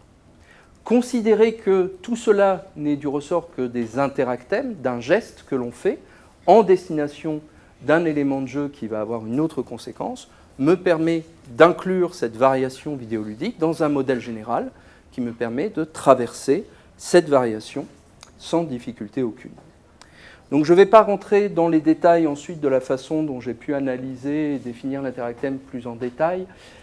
Je vous indique en passant simplement que les interactèmes ont des relations syntaxiques ou combinatoires particulières en fonction des jeux qui donnent des options, des configurations de ce que l'on peut faire ou non à un moment donné de la partie. Donc, par exemple, dans Super Mario Bros, on ne peut pas à la fois se baisser et tirer un projectile, mais on peut en revanche se baisser et sauter sans difficulté aucune. Cela permet du coup de distinguer des jeux qui sont proches du point de vue de leur design pattern ou de leur brique de gameplay, voire leur ludem, comme les jeux de plateforme entre eux, distinguer entre Mario Bros et Sonic the Hedgehog par exemple, qui sont deux jeux de plateforme en 2 dimensions. Mais quand on fait l'inventaire de la façon dont les gestes médiés se réalisent effectivement dans la partie, il y a des différences structurantes qui permettent de les distinguer. Je passerai également rapidement sur les propriétés internes de l'interactème que j'ai déterminées, notamment des notions liées au fait que les interactèmes sont contextuels, non mimétiques, arbitraires, conventionnels. Ça, je vous renverrai, si vous êtes intéressé, à ma grammaire, si jamais vous voulez en savoir davantage. Et je termine juste sur cette question de l'interactème pour faire le lien avec la troisième de mes parties, disant que cela me permet également, et ça c'était un de mes souhaits lorsque j'ai commencé à travailler sur le jeu vidéo, inclure des phénomènes propres à l'histoire du jeu vidéo qui n'ont pas été ou très peu considérés en tant que tels dans leur spécificité, mais qui font pleinement partie de l'identité socio-culturelle et industrielle du jeu vidéo aujourd'hui. Notamment la question des remasters et des remakes. Le jeu vidéo, au même titre que le cinéma, est un art, une forme d'expression, qui aime bien refaire constamment. On reprend des vieux jeux et on les ressort avec une nouvelle interface, avec de nouveaux graphismes, avec un nouveau moteur de jeu. C'est à la fois une stratégie industrielle, commerciale, très fructueuse pour les éditeurs. C'est aussi une nécessité technique. Les supports vieillissent, ne sont plus commercialisés, donc il faut bien permettre aux gens d'accéder à des jeux vidéo sur de nouveaux supports, avec de nouvelles cartes graphiques, etc. Et donc on se retrouve dans des cas un peu particuliers où on a strictement le même jeu, mais l'apparence étant suffisamment différente, les game studies les considéreraient comme des jeux différents du point de vue de leur ludem. Ou bien si on ajoute de nouvelles mécaniques de jeu, les briques de gameplay ne seraient pas strictement identiques alors que ce sont les mêmes jeux. L'exemple prototypique que je peux vous donner, c'est le cas de Yume Kojo Doki Doki Panic, qui est un jeu de Nintendo sorti en 1987, qui met à profit à l'origine, alors je ne sais pas si vous voyez sur la diapo, mais des personnages du dessin animé qui a donné son nom au jeu, Yume Kojo, qui est un dessin animé qui se déroule qui est plus ou moins inspiré des Mille et Une Nuits et de l'histoire d'Aladin. C'est-à-dire que l'on va retrouver des personnages en turban, des lampes magiques, des génies, ce type de choses. Lorsque le jeu s'exporte en Occident, Nintendo choisit de transformer tous les personnages de ce dessin animé, qui n'est pas du tout connu aux États-Unis et en Europe, dans les personnages de Mario. Et donc, ils vont juste opérer une transposition des personnages.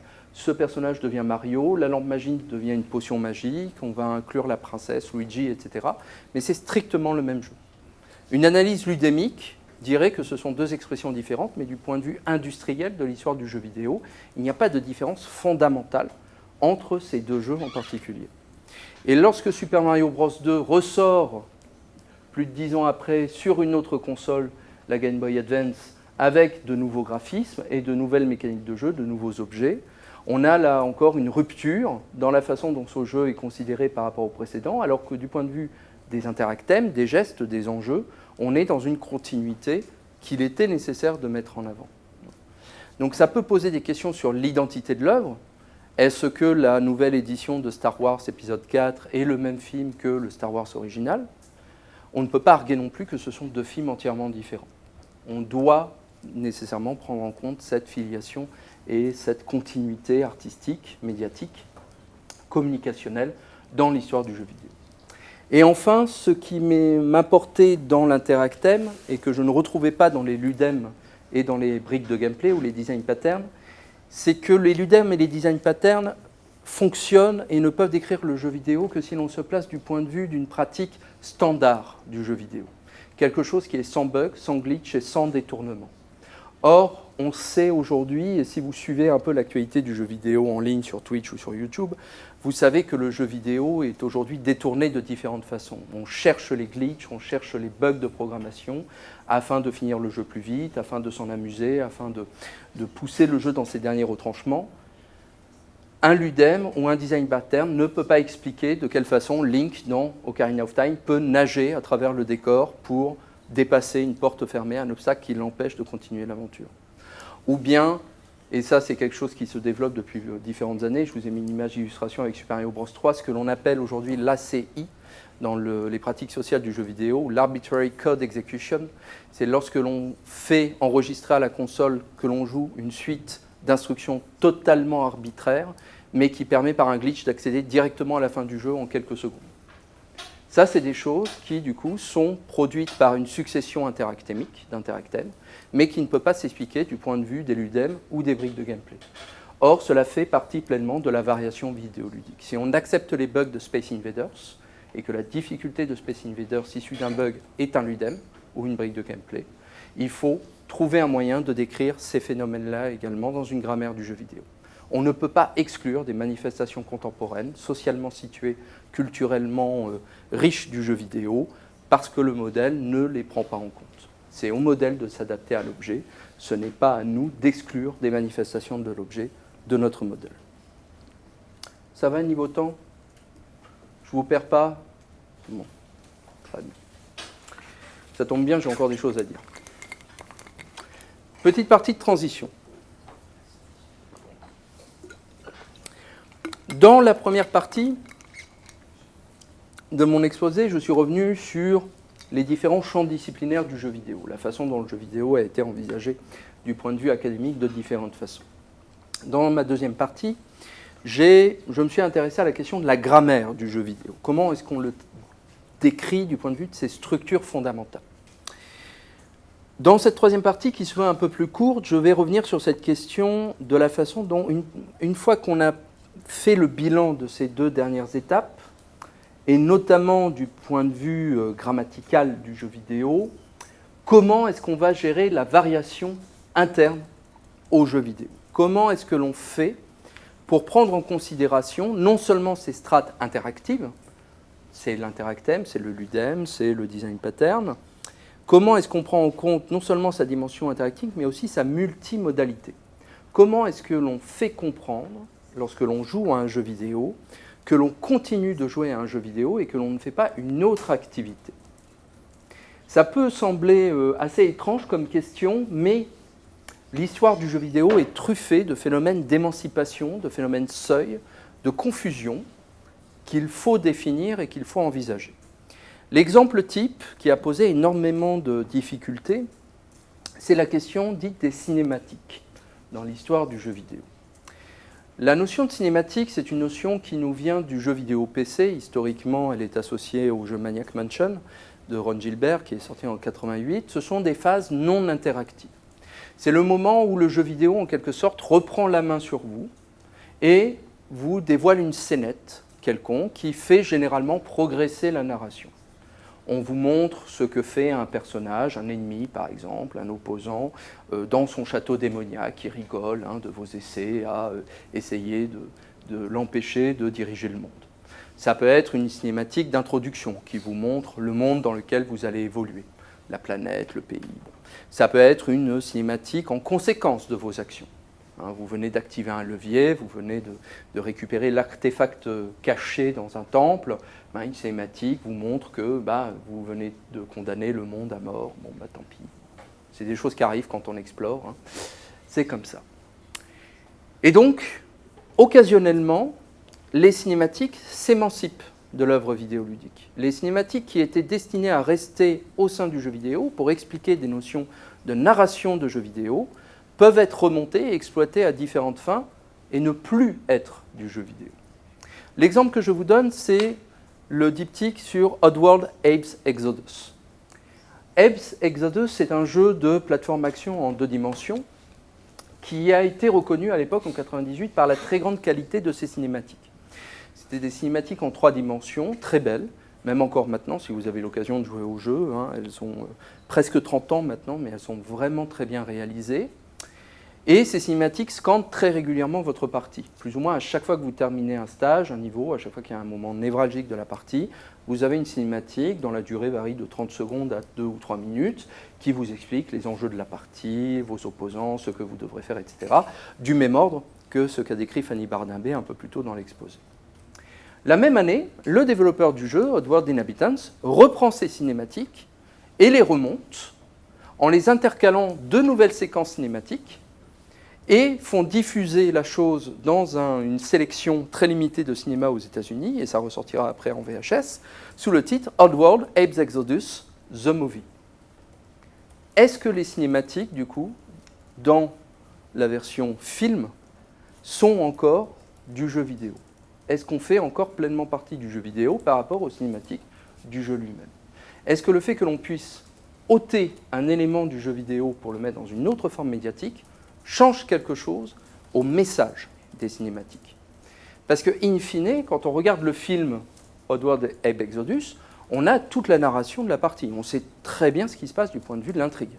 On a le début, le milieu, la fin, sans difficulté aucune. Mais évidemment, ce qui donne des valeurs aux cinématiques dans un jeu vidéo, comme le disait Fanny Barnabé, c'est son articulation avec le récit. C'est le fait que ça dépende d'un élément de gameplay. Donc la question, c'est de savoir à quel endroit on se situe lorsque l'on parle de langue ou de langage du jeu vidéo. Est-ce que l'on doit regarder les choses à la lorgnette, de façon anatomique, ou est-ce qu'on doit reconsidérer les choses dans leur séquentialité ou dans leur totalité? Et ça, c'est un problème que l'on rencontre assez fréquemment lorsque l'on essaye d'étudier certains aspects du jeu vidéo. Il y a énormément d'études qui se font dans le jeu vidéo aujourd'hui qui s'intéressent à une portion de leur identité, sur l'apparence d'un personnage, sur des lignes de dialogue, sur la représentation d'un animal, d'un concept ou que sais-je.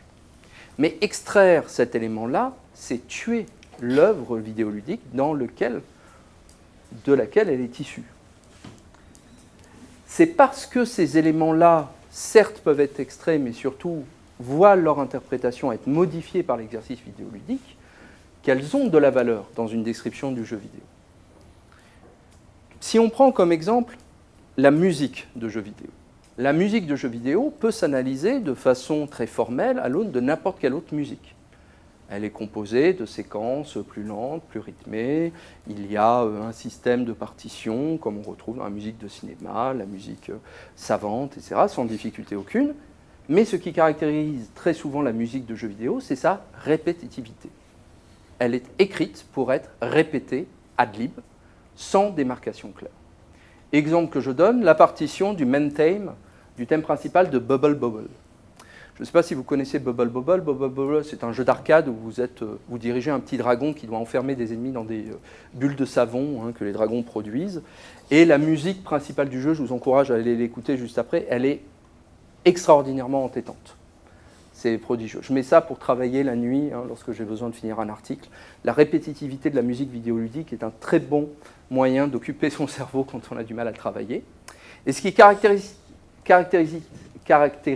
cette musique, c'est que vous avez une séquence introductive, marquée ici par les premières tablatures, et ensuite une répétition ad lib du même schéma musical, sans coda. Il n'y a pas de fin à cette musique. Et ça, c'est quelque chose, même pour la musique de cinéma, que l'on n'aurait pas, puisqu'au bout d'un moment, une scène de cinéma finit toujours par s'achever, à un moment donné.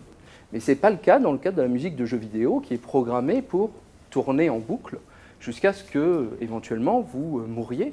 Mais en soi, on peut laisser tourner une musique de jeu vidéo en fond, sans interruption aucune, et donc sans avoir besoin d'écrire une coda. Donc analyser la musique de jeu vidéo à part du jeu vidéo dont elle est issue, c'est passer à côté du rôle sémantique, sémiotique de la musique vidéoludique. Autre exemple que je vous donne, l'architecture. Ici, je vous fais un photomontage. Vous reconnaissez peut-être, c'est l'escalier à vis du château de Chambord. C'est une construction architecturale très intéressante. C'est deux escaliers qui se croisent en vis autour d'un pylône central, qui fait que deux personnes peuvent descendre le même escalier sans se croiser. Ça, c'est quelque chose qui avait été instauré lorsque on voulait faire en sorte que deux personnages, deux dignitaires à l'époque qui ne pouvaient pas s'entendre, se croisent lorsqu'ils allaient rendre visite au duc ou au baron. On les faisait passer par deux entrées différentes de l'escalier et comme ça, ils descendaient sans se croiser et donc pour éviter les accidents diplomatiques. Cet escalier-là, il a été reproduit tel quel dans le jeu Dark Souls, dans lequel on a apposé un message du jeu vidéo, Try Jumping, puisque c'est une astuce bien connue du premier Dark Souls. Lorsqu'on rencontre cet escalier, on peut sauter la rambarde à un moment donné de sa progression et trouver un raccourci qui éclipse une partie du niveau en cours. C'est une astuce qui est assez bien connue de la communauté des joueurs. Si j'étudie de façon architecturale Dark Souls, que je reconnais l'escalier à vis, que je connais toutes ses propriétés architecturales réelles, je suis incapable pourtant de le recontextualiser dans le cadre du jeu vidéo où cet objet architectural n'est pas fait pour être simplement traversé, mais pour être joué, pour être manipulé. Ça devient un adjuvant de gameplay. Donc le jeu vidéo est un support de communication, mais il est au-delà du code, au même titre que peut l'être un code informatique. Ce n'est pas juste qu'une succession d'instructions, il y a une dimension culturelle. Ce n'est pas seulement un langage musical, pictural, esthétique, indépendant les uns des autres. Ce n'est pas une langue à proprement parler, puisque chaque jeu vidéo redéfinit par la façon dont il se joue ses contraintes. C'est un fait complexe. C'est un fait de communication complexe. Autre façon d'aborder les choses, c'est la façon dont la communauté des joueurs et des joueuses s'accapare les affordances ou les contingences du jeu vidéo pour recréer du sens. Et créer notamment du sens qui n'était pas nécessairement prévu par le jeu vidéo lui-même. Le jeu vidéo peut exprimer autre chose que ce qu'il a été pensé pour exprimer de prime abord. C'est le cas par exemple dans le jeu en ligne Super Smash Bros. Dans Super Smash Bros, c'est un jeu de combat dans lequel on s'affronte, seul à 2, à 3 ou à 4. Et c'est un jeu de combat dans lequel on n'a aucun moyen prévu par la console pour communiquer avec son adversaire. On ne peut pas, comme ça peut se faire dans certains jeux de combat, donner une petite émoticône pour saluer son adversaire avant le combat, lui dire « belle partie, GG, good game, well play », etc. Il n'y a pas d'option de chat prévue dans le jeu. Les joueurs, pourtant, au fur et à mesure du temps, ont développé une langue particulière, notamment cette notion de teabagging, qui correspond à se pencher, à s'accroupir et à se relever très rapidement avec son personnage, qui, en début de partie, s'est sédimenté pour dire « Wow, that was awesome, goofing around ». Si on reste accroupi, je suis désolé, oh non, on a fait une erreur dans la partie, on voulait corriger ça. Donc on arrive à communiquer alors que rien dans le jeu n'était prévu pour ce faire. Autre exemple prototypique, les niveaux Kaizo, dans la tradition de Super Mario Bros. Depuis une vingtaine d'années maintenant, les joueurs et les joueuses créent dans le logiciel d'édition de niveaux Super Mario Maker, mais également en hackant les jeux de base, ce que l'on appelle des niveaux Kaizo. Les niveaux Kaizo, ce sont des niveaux de plateforme très difficiles. Vraiment, peut-être une portion infinitésimale des joueurs de Mario sait les parcourir et les finir. C'est très joli à voir. Mais ce sont des niveaux qui demandent une dextérité, une lecture de l'écran de jeu très élaborée et très rapide. Et très généralement, la première fois que l'on rencontre un obstacle, on a beaucoup de mal à savoir ce que l'on doit faire pour effacer cet obstacle. Comme on ne peut pas décrire in vivo au moment où le joueur ou la joueuse joue à ce niveau-là ce qu'il faut faire, la communauté a sédimenté des indicateurs en utilisant d'autres options du logiciel. Ici, ce sont des rails dans lesquels on peut mettre différents objets pour qu'ils circulent selon l'itinéraire prédéterminé, pour expliquer à un moment donné du niveau ce qu'il doit faire avant même qu'il ait pu comprendre ce pourquoi il devait le faire. Donc la lettre Z signifie qu'il faut faire un saut tourbillon, qui est un des sauts particuliers de Mario. Les petits cadres ici ouverts indiquent qu'il faut lancer une carapace ou laisser tomber un objet sur le côté qui est ouvert, sur le cadre que l'on a dessiné. Et ce type de langage parallèle, d'indicateur, s'est développé d'une façon très organique dans la communauté des joueurs et des joueuses de Mario, en utilisant les possibilités qu'offrait le logiciel, afin de créer un challenge à la hauteur des joueurs et des joueuses les plus assidus de cette plateforme-là. Et puis enfin, vous avez d'autres éléments qui dessinent, comme dirait Kaiwa, une image mouvante du jeu. Donc si on reprend ce qu'il a pu écrire dans Les Jeux et les Hommes, par exemple, notamment en ce qui concerne l'exploitation des glitches, des bugs, du moteur de jeu. Ici, vous avez dans Mario Bros 3, Mario qui passe à travers un mur, en mettant à profit une erreur de la programmation du jeu original. Ça permet du coup d'effacer le niveau, d'éviter de le faire. On prend un raccourci non prévu par le jeu, mais que la communauté a su exploiter de différentes façons pour enrichir la façon dont le jeu vidéo était envisagé.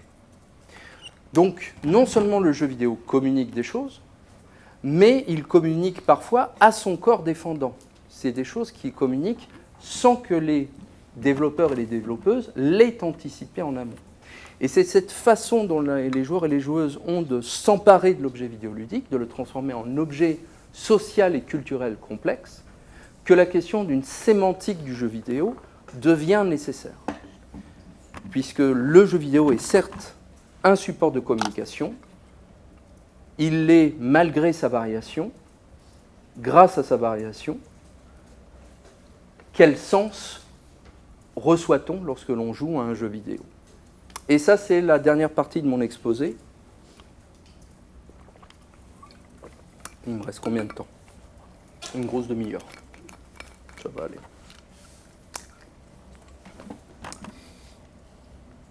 Et ici, ce sont donc des analyses qui sont un peu plus récentes, des choses que j'ai mises en place tout récemment. Donc, comme je vous disais, vous en avez la primeur. Donc, avant de rentrer dans le détail de comment est-ce qu'un jeu vidéo fait sens, l'une des premières questions qu'il faut se poser, c'est, en linguistique, c'est quoi le sens? Et ça, c'est une très vaste question. Et il y a cette citation de Greimas que je vous ai mis en cadre, que j'aime énormément, que je répète souvent à mes étudiants. Donc Greimas, qui est un très grand sémioticien, l'un des fondateurs vraiment de la sémiotique dans la tradition française, etc. Je vous encourage à lire Du sens et ses sémiotiques de 70. C'est un excellent ouvrage, très, très clair, très bien fait.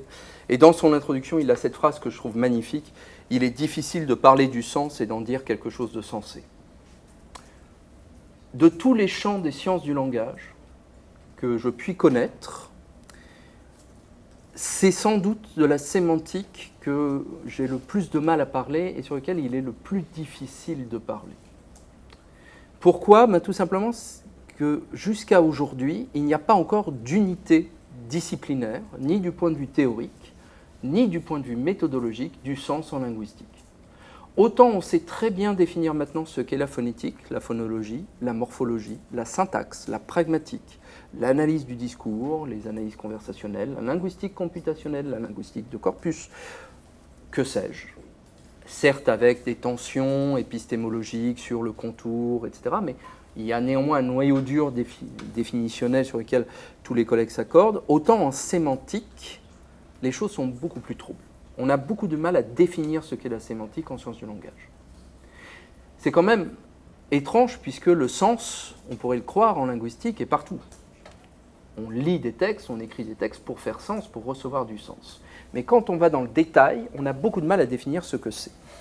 C'est d'ailleurs la raison pour laquelle en sciences du langage, on s'intéresse davantage à la sémantique qu'au sens en lui-même. La sémantique, c'est la science qui essaye d'expliquer comment nous comprenons ce que nous comprenons. La sémantique ne définit pas le sens. Celles et ceux qui essayent de définir le sens, c'est les philosophes du langage, dans la lignée de Frege.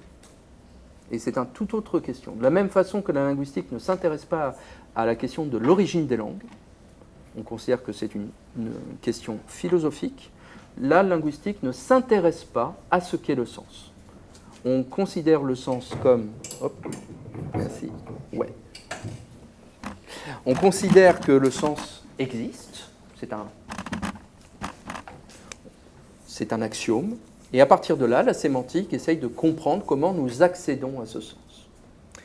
Là où on a quelques éléments de compréhension quand même, on n'est pas laissé totalement dans le noir, mais il faut dire également que la sémantique est un champ disciplinaire assez récent finalement, en sciences du langage, parce que ça a un siècle, tout au plus, la sémantique, ça a compté de la fin du 19e siècle que le terme apparaît. On sait que la compréhension en langue se situe à différents niveaux. Il y a un sens au niveau du mot, il y a un sens au niveau de la phrase, il y a un sens au niveau du texte, de l'énoncé construit, avec des mécaniques qui sont distinctes les uns par rapport aux autres et qui ne sont pas forcément transversales, où il n'y a pas nécessairement de bijection unilatérale. C'est-à-dire que vous pouvez comprendre le sens d'un texte sans comprendre le sens de chaque mot, et vous pouvez comprendre le sens de chaque mot, mais pas comprendre le sens d'un texte. Il suffit parfois de lire des notes de cours des professeurs pour savoir qu'il y a loin parfois de la compréhension du mot au texte. On est tous et toutes, je crois, passés par là. Donc si on veut faire une sémantique du jeu vidéo, il faut répondre, encore une fois, à différentes questions. La première question, c'est qu'est-ce qu'on comprend en jouant à un jeu vidéo? Qu'est-ce qu'on comprend dans le jeu vidéo? Est-ce qu'il y a un sens intra-vidéoludique? Est-ce qu'il y a un sens extra-vidéoludique? Est-ce que l'on comprend quelque chose dans le jeu vidéo qui nous sert à mieux comprendre le monde qui nous entoure? Est-ce que l'on peut étendre notre compréhension sémantique à quelque chose qui est en dehors du sens du jeu vidéo? Et si c'est le cas, est-ce que ce sens-là est universel? Est-ce que tout le monde comprend la même chose en jouant au même jeu vidéo? Si moi je joue à Super Mario Bros et que vous jouez à Super Mario Bros, est-ce que l'on comprendra exactement la même chose? On pourrait croire que oui, puisque finalement, si moi je lis un texte et que vous lisez le même texte, on devrait aboutir à la même description sémantique. Mais est-ce que c'est le cas dans le cadre du jeu vidéo? Il faut se poser la question. Ensuite, à quel niveau d'analyse cette compréhension se situe-t-elle? Est-ce qu'il y a un sens au niveau des interactèmes, des mécaniques de jeu? Est-ce qu'il y a un sens au niveau des ludèmes? Est-ce qu'il y a un sens au niveau de la narration qui transcende ces deux niveaux d'analyse? Et est-ce qu'il y a un voyage qui s'effectue entre les unités de bas niveau et les unités supérieures? Est-ce que comprendre le sens d'une mécanique de jeu nous permet de comprendre la narration d'un jeu vidéo en particulier? Et est-ce que comprendre la narration d'un jeu en particulier nous permet naturellement d'en comprendre le sens de tous les mécanismes? Et enfin, comment est-ce que ce sens se construit véritablement selon le niveau où l'on se trouve? Est-ce qu'il y a une sémantico-pragmatique du jeu vidéo? Est-ce que le fait d'appuyer sur un contrôleur de jeu est une activité chargée sémantiquement? Est-ce qu'il y a du sens dans le fait d'appuyer sur un bouton ou d'activer un levier? Est-ce que ce sens se réalise du point de vue esthétique ou narratif? Quelle interprétation esthétique ou narrative fait-on d'un jeu vidéo? Est-ce que c'est la même chose qu'avoir une interprétation sémantique ou esthétique ou narrative d'un film, d'une peinture, etc. Et enfin, est-ce que ce sens peut se construire avec des références extérieures au jeu vidéo?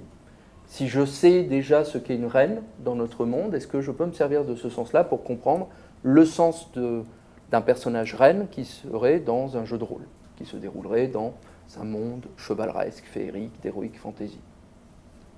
Donc ça, c'est différents niveaux de questionnement. Je ne vais pas prétendre répondre à tout, puisque je pense de toute façon que parmi ces questions, il y a des questions qui sont indécidables, des choses que l'on ne peut pas répondre, du moins peut-être qu'on n'est pas encore suffisamment bien outillé pour y répondre, mais je vais donner quelques éléments peut-être de réflexion qui pourront vous servir.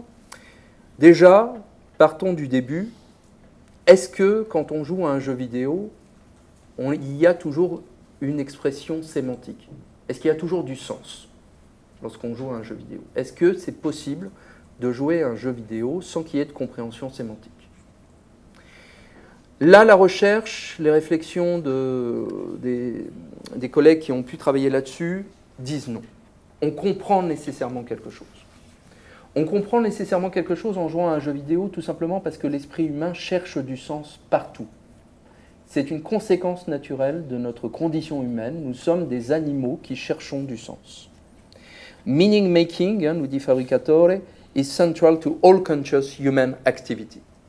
Quoi que vous fassiez, que vous assistiez à un cours, que vous marchiez dans la rue, que vous fassiez votre vaisselle, que vous regardiez dans le miroir ou que vous dormiez, vous injectez du sens dans vos activités humaines, nécessairement. Nécessairement. C'est une conséquence du fonctionnement de notre esprit. Donc il n'y a pas de raison a priori pour que le jeu vidéo soit exempt d'une construction sémantique. Là où ça se complique, c'est effectivement de se dire d'où provient ce sens. Est-ce que c'est un sens qui est issu exclusivement du jeu? Est-ce que c'est un sens que nous projetons sur le jeu, quelque chose c'est un objet ludique qui n'a pas vocation à faire du sens, mais comme nous devons chercher du sens, on le projette sur l'activité ludique? Ou est-ce qu'il y a quelque chose de plus complexe? Et c'est cette troisième solution qui est généralement mise en avant, qui avait déjà été repérée par Sébastien Janvaux et un peu plus tôt par Mabillot, disant que le sens, dans le cadre d'une activité vidéoludique, émerge d'une négociation, d'une co-construction entre les différents acteurs de l'énoncé. Le jeu élabore des modalités de transmission de la signification dans ses processus ludiques, dans ses briques de gameplay. Il met en place des processus de compréhension et de sens. Et c'est ensuite le joueur ou la joueuse qui, au contact de ces éléments, va charger de sens son activité ludique. Il y a donc un transfert de fait qui se fait entre l'objet vidéoludique et notre interprétation, et les choses vont dans les deux sens. C'est ça qui est très intéressant. Le fait que le jeu donne du sens, c'est le cas avec un certain nombre de jeux qui se sont développés ces dernières années, qui ont des composantes artistiques revendiquées. Des jeux qui se présentent comme des œuvres d'art, ou du moins qui veulent provoquer du sens et une réaction au même titre qu'une peinture, qu'un film de cinéma, etc. Et dans l'histoire du jeu vidéo, vous en avez pléthore, j'ai pris que quelques exemples. Donc vous avez par exemple The Path de Tale of Tales en 2009, qui est une revisite du conte du petit chaperon rouge, dans lequel vous dirigez différents chaperons, des femmes de différents âges, vous avez des enfants jusqu'aux adultes, en passant par des adolescentes. Et l'objectif du jeu est de trouver le loup dans la forêt, puisque évidemment c'est l'objet du conte. Le petit chaperon rouge rencontre le loup. Sauf que dans le jeu, les loups prennent des formes différentes en fonction du chaperon que vous dirigez. Quand vous dirigez la chaperonne la plus jeune, celle qui est la plus proche de l'imagerie du conte, vous rencontrez un vrai loup. Mais quand vous dirigez une adolescente, vous allez rencontrer un homme d'âge mûr qui campe dans la forêt. Ou bien ça peut être un artiste, ou bien ça peut être une autre figure paternelle, ou un autre phénomène. Il y a une dimension artistique très forte. On sent en jouant à ce jeu-là que l'on veut nous faire réfléchir sur la notion de conte et de la façon dont le jeu vidéo peut être porteur de sens, au niveau symbolique notamment. Un autre exemple, c'est The Beginner's Guide de 2015 par Everything Unlimited, où en fait c'est un jeu qui vous met en commande d'un développeur de jeux vidéo qui explore les jeux qu'a construit un de ses collègues. Et en fait, il essaye de comprendre ce que ce collègue veut nous dire à travers ses jeux vidéo en explorant ses propres jeux vidéo. Et donc, il y a une dialectique entre le développeur et les joueurs qui s'installe. Là encore, on ne peut pas faire autrement que de penser que c'est une œuvre avec une très forte dimension artistique. On est aux marges du vidéoludisme. C'est aussi le cas pour un certain nombre de jeux parodiques, des jeux qui se présentent comme des anti-jeux, des jeux pour faire réfléchir à la notion de jeu. L'exemple ici qui est souvent cité, c'est le jeu de Jan Bogost, qui est professeur à l'université du MIT, je crois, aux États-Unis, qui, pour se moquer des jeux procéduraux que l'on avait sur Facebook ou sur les réseaux sociaux, vous savez, qui vous demandent de cliquer, et puis ensuite vous ne pouvez plus cliquer pendant 1 heure avant d'avoir l'autorisation de recliquer derrière pour manger un cookie ou pour faire construire une maison ou que sais-je, avait proposé sur Facebook Cow Clicker, qui est un jeu qui vous demande de cliquer sur des vaches pour les faire changer de couleur. Et vous avez droit qu'à un clic tous les jours. C'est un jeu qui est parodique en soi, mais le problème, c'est que ces jeux-là ont été très rapidement pris au premier degré. Et les joueurs se sont pris au jeu de Cow Clicker. Et tous les jeux, d'une façon ou d'une autre, même s'ils ne voulaient pas spécialement délivrer un sens, ont pu être interprétés d'une certaine façon par les joueurs et les joueuses. On a réinjecté du sens dans des jeux. Je redonne pour terminer l'exemple de Tetris, qui est un jeu de puzzle que vous connaissez, avec les briques qui tombent et on doit former des lignes qui disparaissent lorsqu'une ligne est complétée. Tetris, dès sa sortie dans les années 80, a été vu comme une allégorie sur le surmenage. Le fait que les problèmes dans la vie s'empilent et que les réussites disparaissent. C'est une allégorie du jeu qui est apparue très rapidement lorsque Tetris est arrivé et a connu le succès qu'on lui connaît.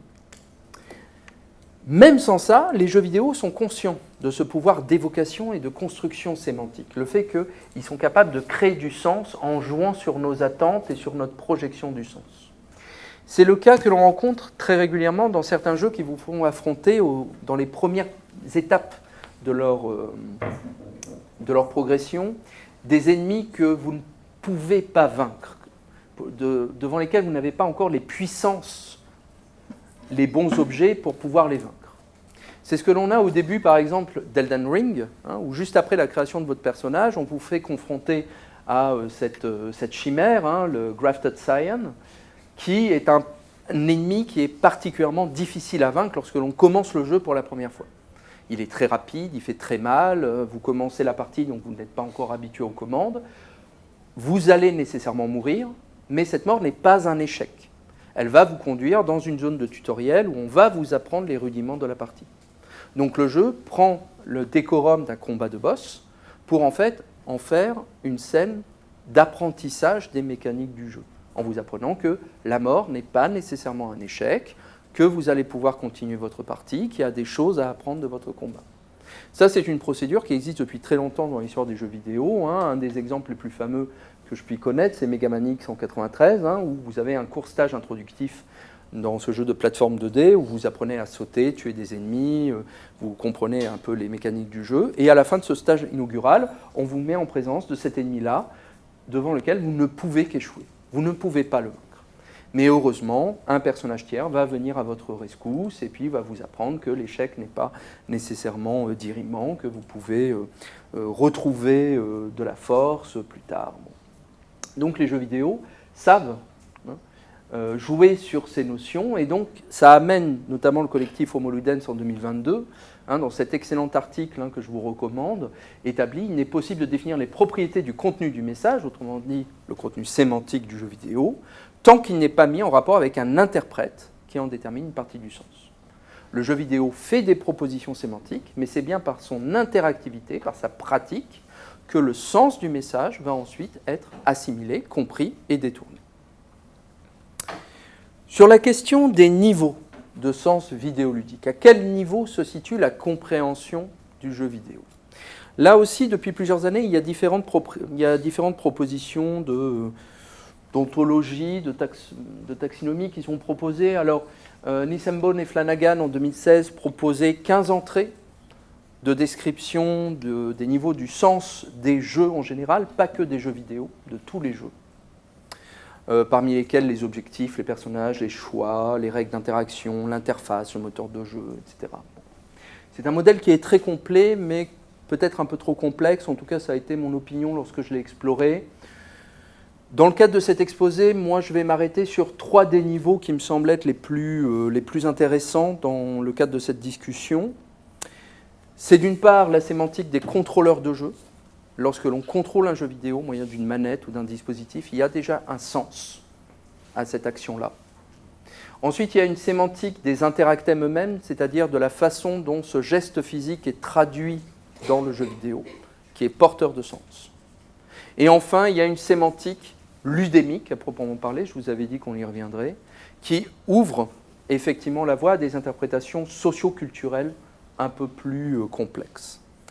Alors on peut aller bien plus loin, de la même façon que lorsqu'on étudie le sens en linguistique, on va distinguer entre différentes particules sémantiques élémentaires, vous avez les sèmes, les sémèmes, les noèmes, etc., avec plus ou moins de légitimité et de finesse, mais dans le cadre de cet exposé, je vais m'arrêter sur ces 3 éléments-là. Je vais accélérer parce que finalement, je m'attendais à ce que 2 heures ce soit trop, mais bon. Donc commençons par la sémantique des contrôleurs. Donc ce qui détermine le jeu vidéo, selon le modèle que je vous ai présenté, ce qui me semble très intéressant, c'est qu'il y a donc un transfert qui va du contrôleur de jeu, il y a une virtualisation du geste, j'appuie sur un bouton, jusqu'à l'interprétation, le ludem en lui-même, et cela transite par des mécaniques ou des interactèmes. Et ça, c'est ce que résume encore une fois Homo Ludens. Le jeu est un acte de langage dialogique, immanent à un contexte d'émission, etc.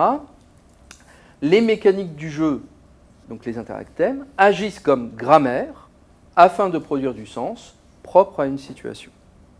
Chaque niveau a des logiques propres et des logiques en interaction les unes avec les autres, et donc on ne peut pas faire l'économie de cet inventaire-là. Il faut tout comprendre si l'on veut comprendre la façon dont un jeu vidéo se construit.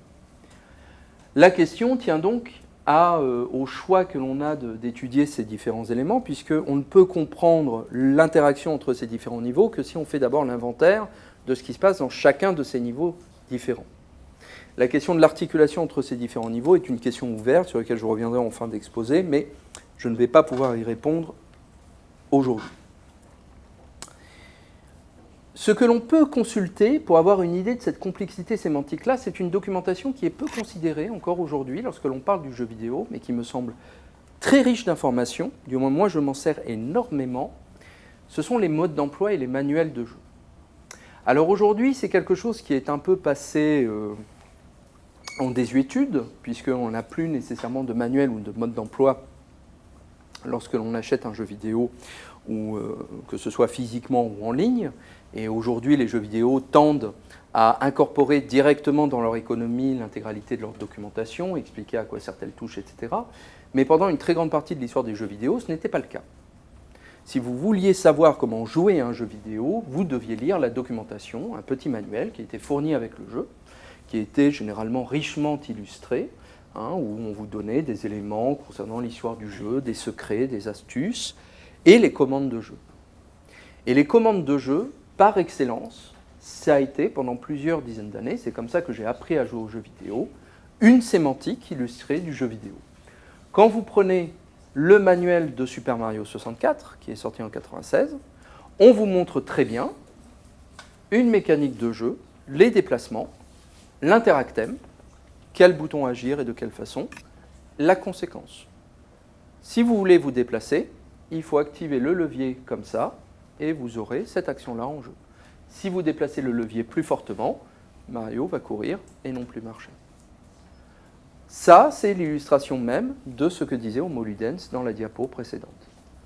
Des mécaniques qui, au service de gestes médiés, qui vont permettre une interprétation d'un ludem, d'un personnage, au sein du jeu. Et donc, je me suis énormément servi, dans le cadre de mes réflexions, sur la documentation des jeux vidéo. C'est riche d'enseignements.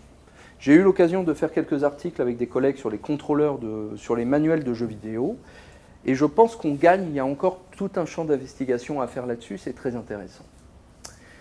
Si je reviens au niveau des contrôleurs, la recherche aujourd'hui s'accorde à dire que les contrôleurs de jeux vidéo sont motivés et définis par ce que l'on appelle traditionnellement les affordances de l'objet. Une affordance, c'est, comme le dit Verscher, un élément de l'environnement d'emblée signifiant.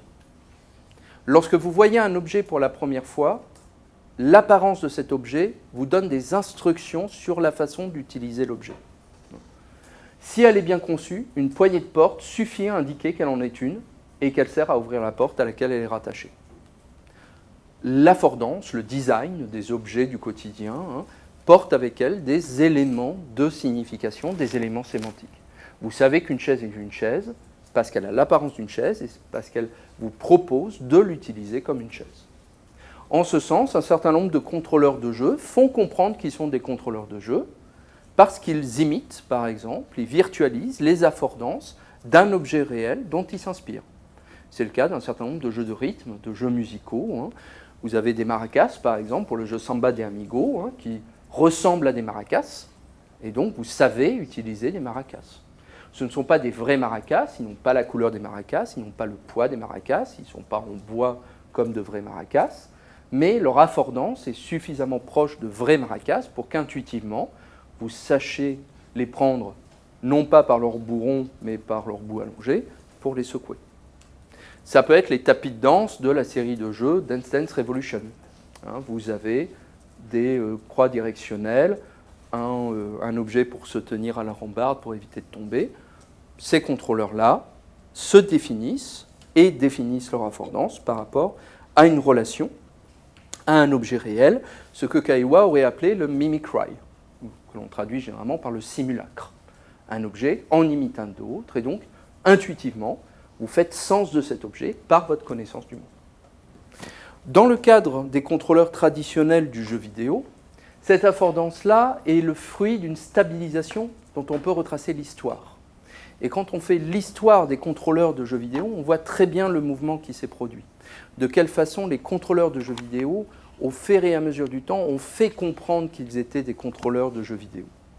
Puisqu'à l'origine, les choses n'étaient pas évidentes. Les premiers contrôleurs de l'histoire des jeux vidéo, de l'Odyssée en 72 ou de la ColecoVision en 82, s'inspiraient davantage du monde des oscilloscopes ou de la télévision, puisque c'était les objets qui faisaient sens à cette époque. L'oscilloscope, puisque le jeu vidéo était vu comme issu des laboratoires de recherche de haute technologie américaine. La télévision, puisque c'était l'objet médiatique par excellence qui était dans le salon. Et c'était l'objet par le truchement duquel on jouait aux jeux vidéo. Et puis progressivement, l'affordance des contrôleurs de jeu s'est stabilisée, s'est mobilisée pour atteindre cette forme que vous reconnaissez maintenant très intuitivement, grosso modo des objets bifrons, avec à gauche des dispositifs de contrôle, des sticks analogiques ou des croix directionnelles, et sur la droite, des boutons d'action, disposés certes de différentes façons, mais qui correspondent à une symétrie de vos deux mains dans la façon dont vous prenez la manette. On contrôle le personnage à gauche, on agit à droite. Ça, c'est une affordance qui s'est créée progressivement en 20 ans d'existence de l'exercice vidéoludique, au fur et à mesure qu'il a fallu conventionnaliser la façon dont on dirigeait effectivement les personnages à l'écran. Cette affordance-là, elle est toujours à reconquérir, elle est toujours à redéfinir, notamment dans le cadre de contrôleurs qui peuvent être atypiques. Dans les années 90, Nintendo sort une console, la Nintendo 64, la N64, qui surprend, puisque c'est une manette qui a 3 bras. Or, je ne sais pas vous, mais la majorité des joueurs de l'époque avaient que 2 bras et 2 mains. Donc la question se posait, comment est-ce que l'on prend une manette à 3 bras pour jouer à un jeu vidéo ? Les manuels de jeu apportaient des réponses en dessinant la façon dont vous devez saisir la manette. Donc, le central est à droite, d'autres jeux demandaient à prendre le bras gauche et le centre, et ainsi de suite. Et cette affordance-là, elle est encore présente aujourd'hui dans les pratiques socio-culturelles du jeu vidéo. Un très grand nombre de Twitchers, de YouTubers, lorsqu'ils jouent à des jeux vidéo, ont une caméra qui montre les gestes qu'ils font effectivement dans leur partie. Ils filment leurs mains en train d'utiliser la manette. Alors c'est effectivement pour également les empêcher de dire qu'ils trichent ou qu'ils montrent une vidéo en playback, pour montrer qu'ils appuient véritablement sur les boutons. Mais ça prouve qu'il y a toujours une continuité sémantique de fait entre les actions en jeu et les gestes que l'on fait sur la manette. Et parfois, cette affordance-là est symbolisée d'une façon un peu plus large par une représentation figurée de la manette, et on éclaire les boutons qui sont effectivement pressés. Donc cette matérialité-là du contrôleur, elle existe toujours dans les pratiques socio-culturelles du jeu vidéo. Ce n'est pas quelque chose qui s'est abstrait, qui est devenu numérique, c'est quelque chose qui existe véritablement. Et on la retrouve, évidemment, dans les manuels de jeux vidéo, comme je vous le disais, où les contrôleurs de jeu font dès lors le lien entre leur matérialité et les gestes que les manettes permettent d'accomplir au sein d'un jeu vidéo en particulier. Les manuels de jeu sont des sémantiques, des dictionnaires particuliers qui donnent toutes les interactions possibles avec une manette de jeu, et donc autant d'éléments de sens qui permettent de jouer à la partie, d'injecter du sens dans notre partie en fonction du sens du contrôleur. On doit utiliser le bouton A pour faire ce type d'action en particulier. Le sens d'appuyer sur un bouton se traduit en un sens vidéoludique, médié, virtualisé, défini dans le manuel de jeu. Alors, dire ça, c'est déjà une première étape, mais c'est effectivement très restreint dans la description du jeu vidéo, puisqu'un jeu vidéo n'est pas qu'une suite d'instructions physiques sur un contrôleur. Il y a autre chose. Et cette autre chose, on va le voir arriver avec d'autres niveaux de compréhension. Et pour cela, il faut remobiliser des éléments socio-culturels. Là, j'accélère un peu, parce que je vois qu'il est moins 10, je suis désolé. J'avais prévu trop large. Et notamment la dimension ludémique, sur laquelle on revient. Puisque maintenant qu'on a fait du sens au niveau des contrôleurs, qu'on a fait du sens au niveau des actions que l'on faisait à l'écran, il faut charger sémantiquement ce sens en fonction des objets que l'on manipule effectivement à l'écran. Et c'est là où on peut réinjecter cette notion de ludème, qui est peut-être inappropriée pour décrire le fonctionnement grammatical du jeu vidéo, par ses limitations, mais qui est très à propos pour décrire la sémantique vidéoludique. Puisque l'apparence d'un objet, ses procédures et ses thématiques vont créer elles-mêmes, dans l'univers du jeu, des affordances spécifiques qui vont conditionner des gestes et des comportements que l'on va avoir par rapport à cet objet. Typiquement, si vous êtes face à un objet enflammé, bah, vous savez que votre personnage va sans doute prendre des dégâts s'il rentre en contact avec lui. Si vous avez des objets de type espace d'eau, vous avez une mer, une rivière, vous vous attendez à ce que votre personnage sache nager, voire plonger dans l'eau. Si vous avez un bloc à pousser, vous avez toute une série d'articles par Hansen sur les blocs à pousser dans Zelda, ce sont des objets dont la forme vous invite naturellement à les pousser pour résoudre des énigmes, libérer un passage, maintenir un interrupteur appuyé, etc.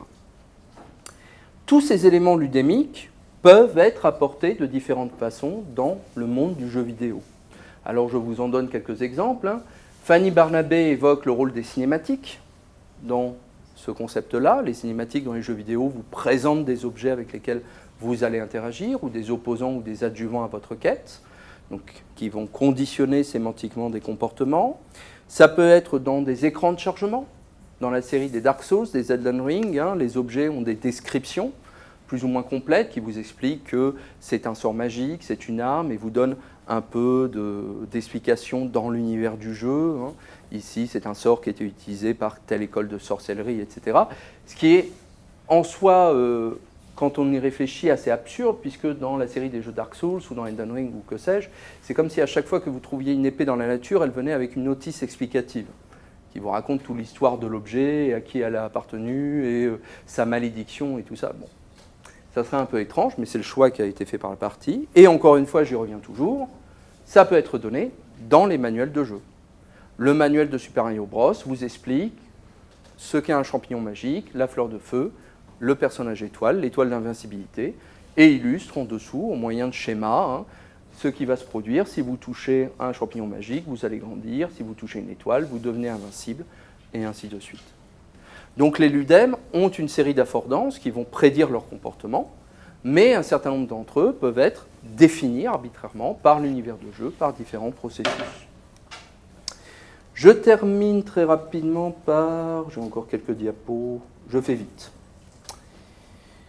Au niveau ludémique, on peut également avoir de l'instruction sémantique embarquée par des enjeux socio-culturels extérieurs aux jeux vidéo. La façon dont on connaît notre civilisation, l'histoire du jeu, l'histoire de nos cultures. Lorsque le jeu Tetris est arrivé en Occident, vous savez que Tetris a été développé en URSS, il était très fortement associé à l'imagerie de la Russie, The Soviet Mind Game. Et donc, le sens apporté par Tetris, à l'époque, a donné naissance à une panique morale, notamment aux États-Unis, parce qu'on soupçonnait Tetris d'être une opération du KGB pour déstabiliser l'Amérique occidentale, en faisant chuter la productivité des travailleurs, des employés, dans les usines ou dans les bureaux, parce qu'ils passaient leur temps à jouer à Tetris. Si vous jouez à des jeux de gestion comme Civilisation, vous avez un arbre de technologie qui épouse l'évolution technologique de l'esprit humain, de la civilisation humaine. Et donc, si vous débloquez par exemple le capitalisme, qui est un système idéologique de pensée dans Civilisation, le capitalisme est un système politique qui apparaît après le communisme dans l'arbre des technologies, donc qui est considéré comme supérieur, plus avancé que le communisme, ce qui du point de vue historique peut être très contestable. On peut avoir des correspondances sémantiques établies par l'esthétique, par le culturel, des choses liées à notre intuition de décryptage des phénomènes du monde. L'exemple que je vous donne ici, très naturellement, c'est les gargouilles dans la série Ultima.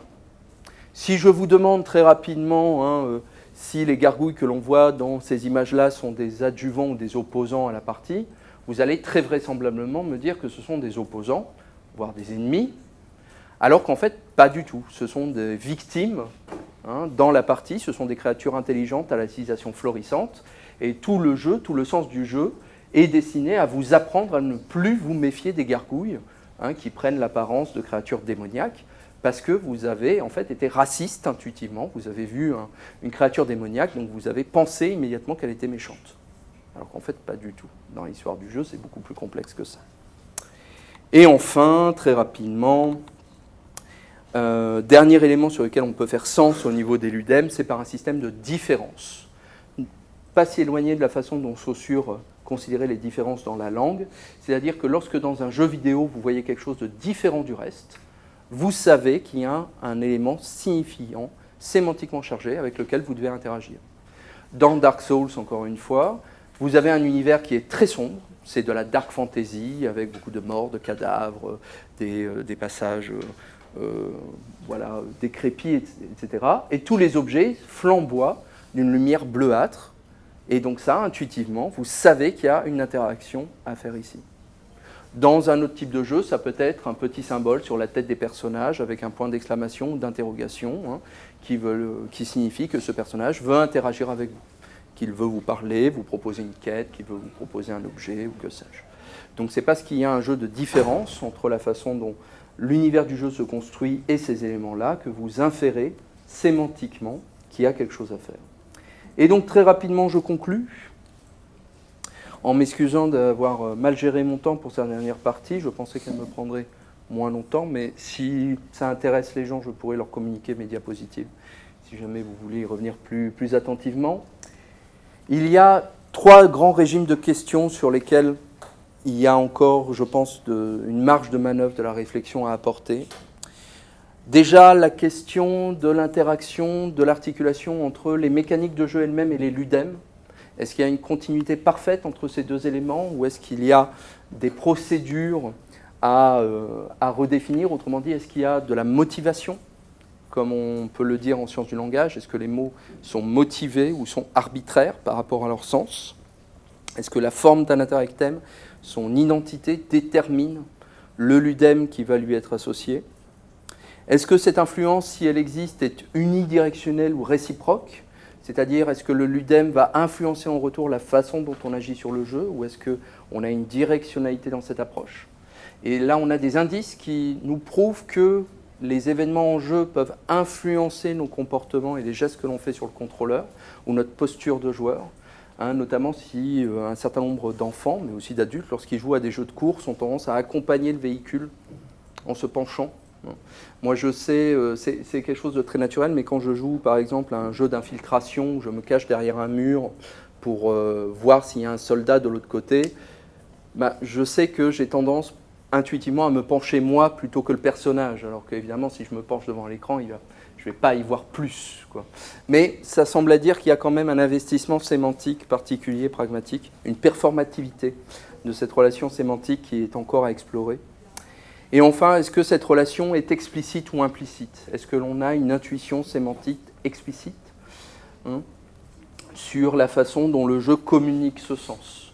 Est-ce que c'est un langage qui peut prétendre à l'universalité? Est-ce que c'est un langage qui est compositionnel ou synthétique? Ça, ce sont des questions sur lesquelles il y a encore des choses à faire, en sachant qu'il devient très difficile, plus on approfondit ces questions, de trouver des généralités. On est dans une mer de contre-exemples et de cas particuliers. Or, l'objectif d'une description générale, c'est de prétendre à l'exhaustivité. Et donc, c'est des difficultés que l'on a aujourd'hui. Et il n'est pas dit donc que l'on sache un jour y résoudre. Et c'est en terminant là-dessus et en passant rapidement mes références que je vous remercie de votre attention.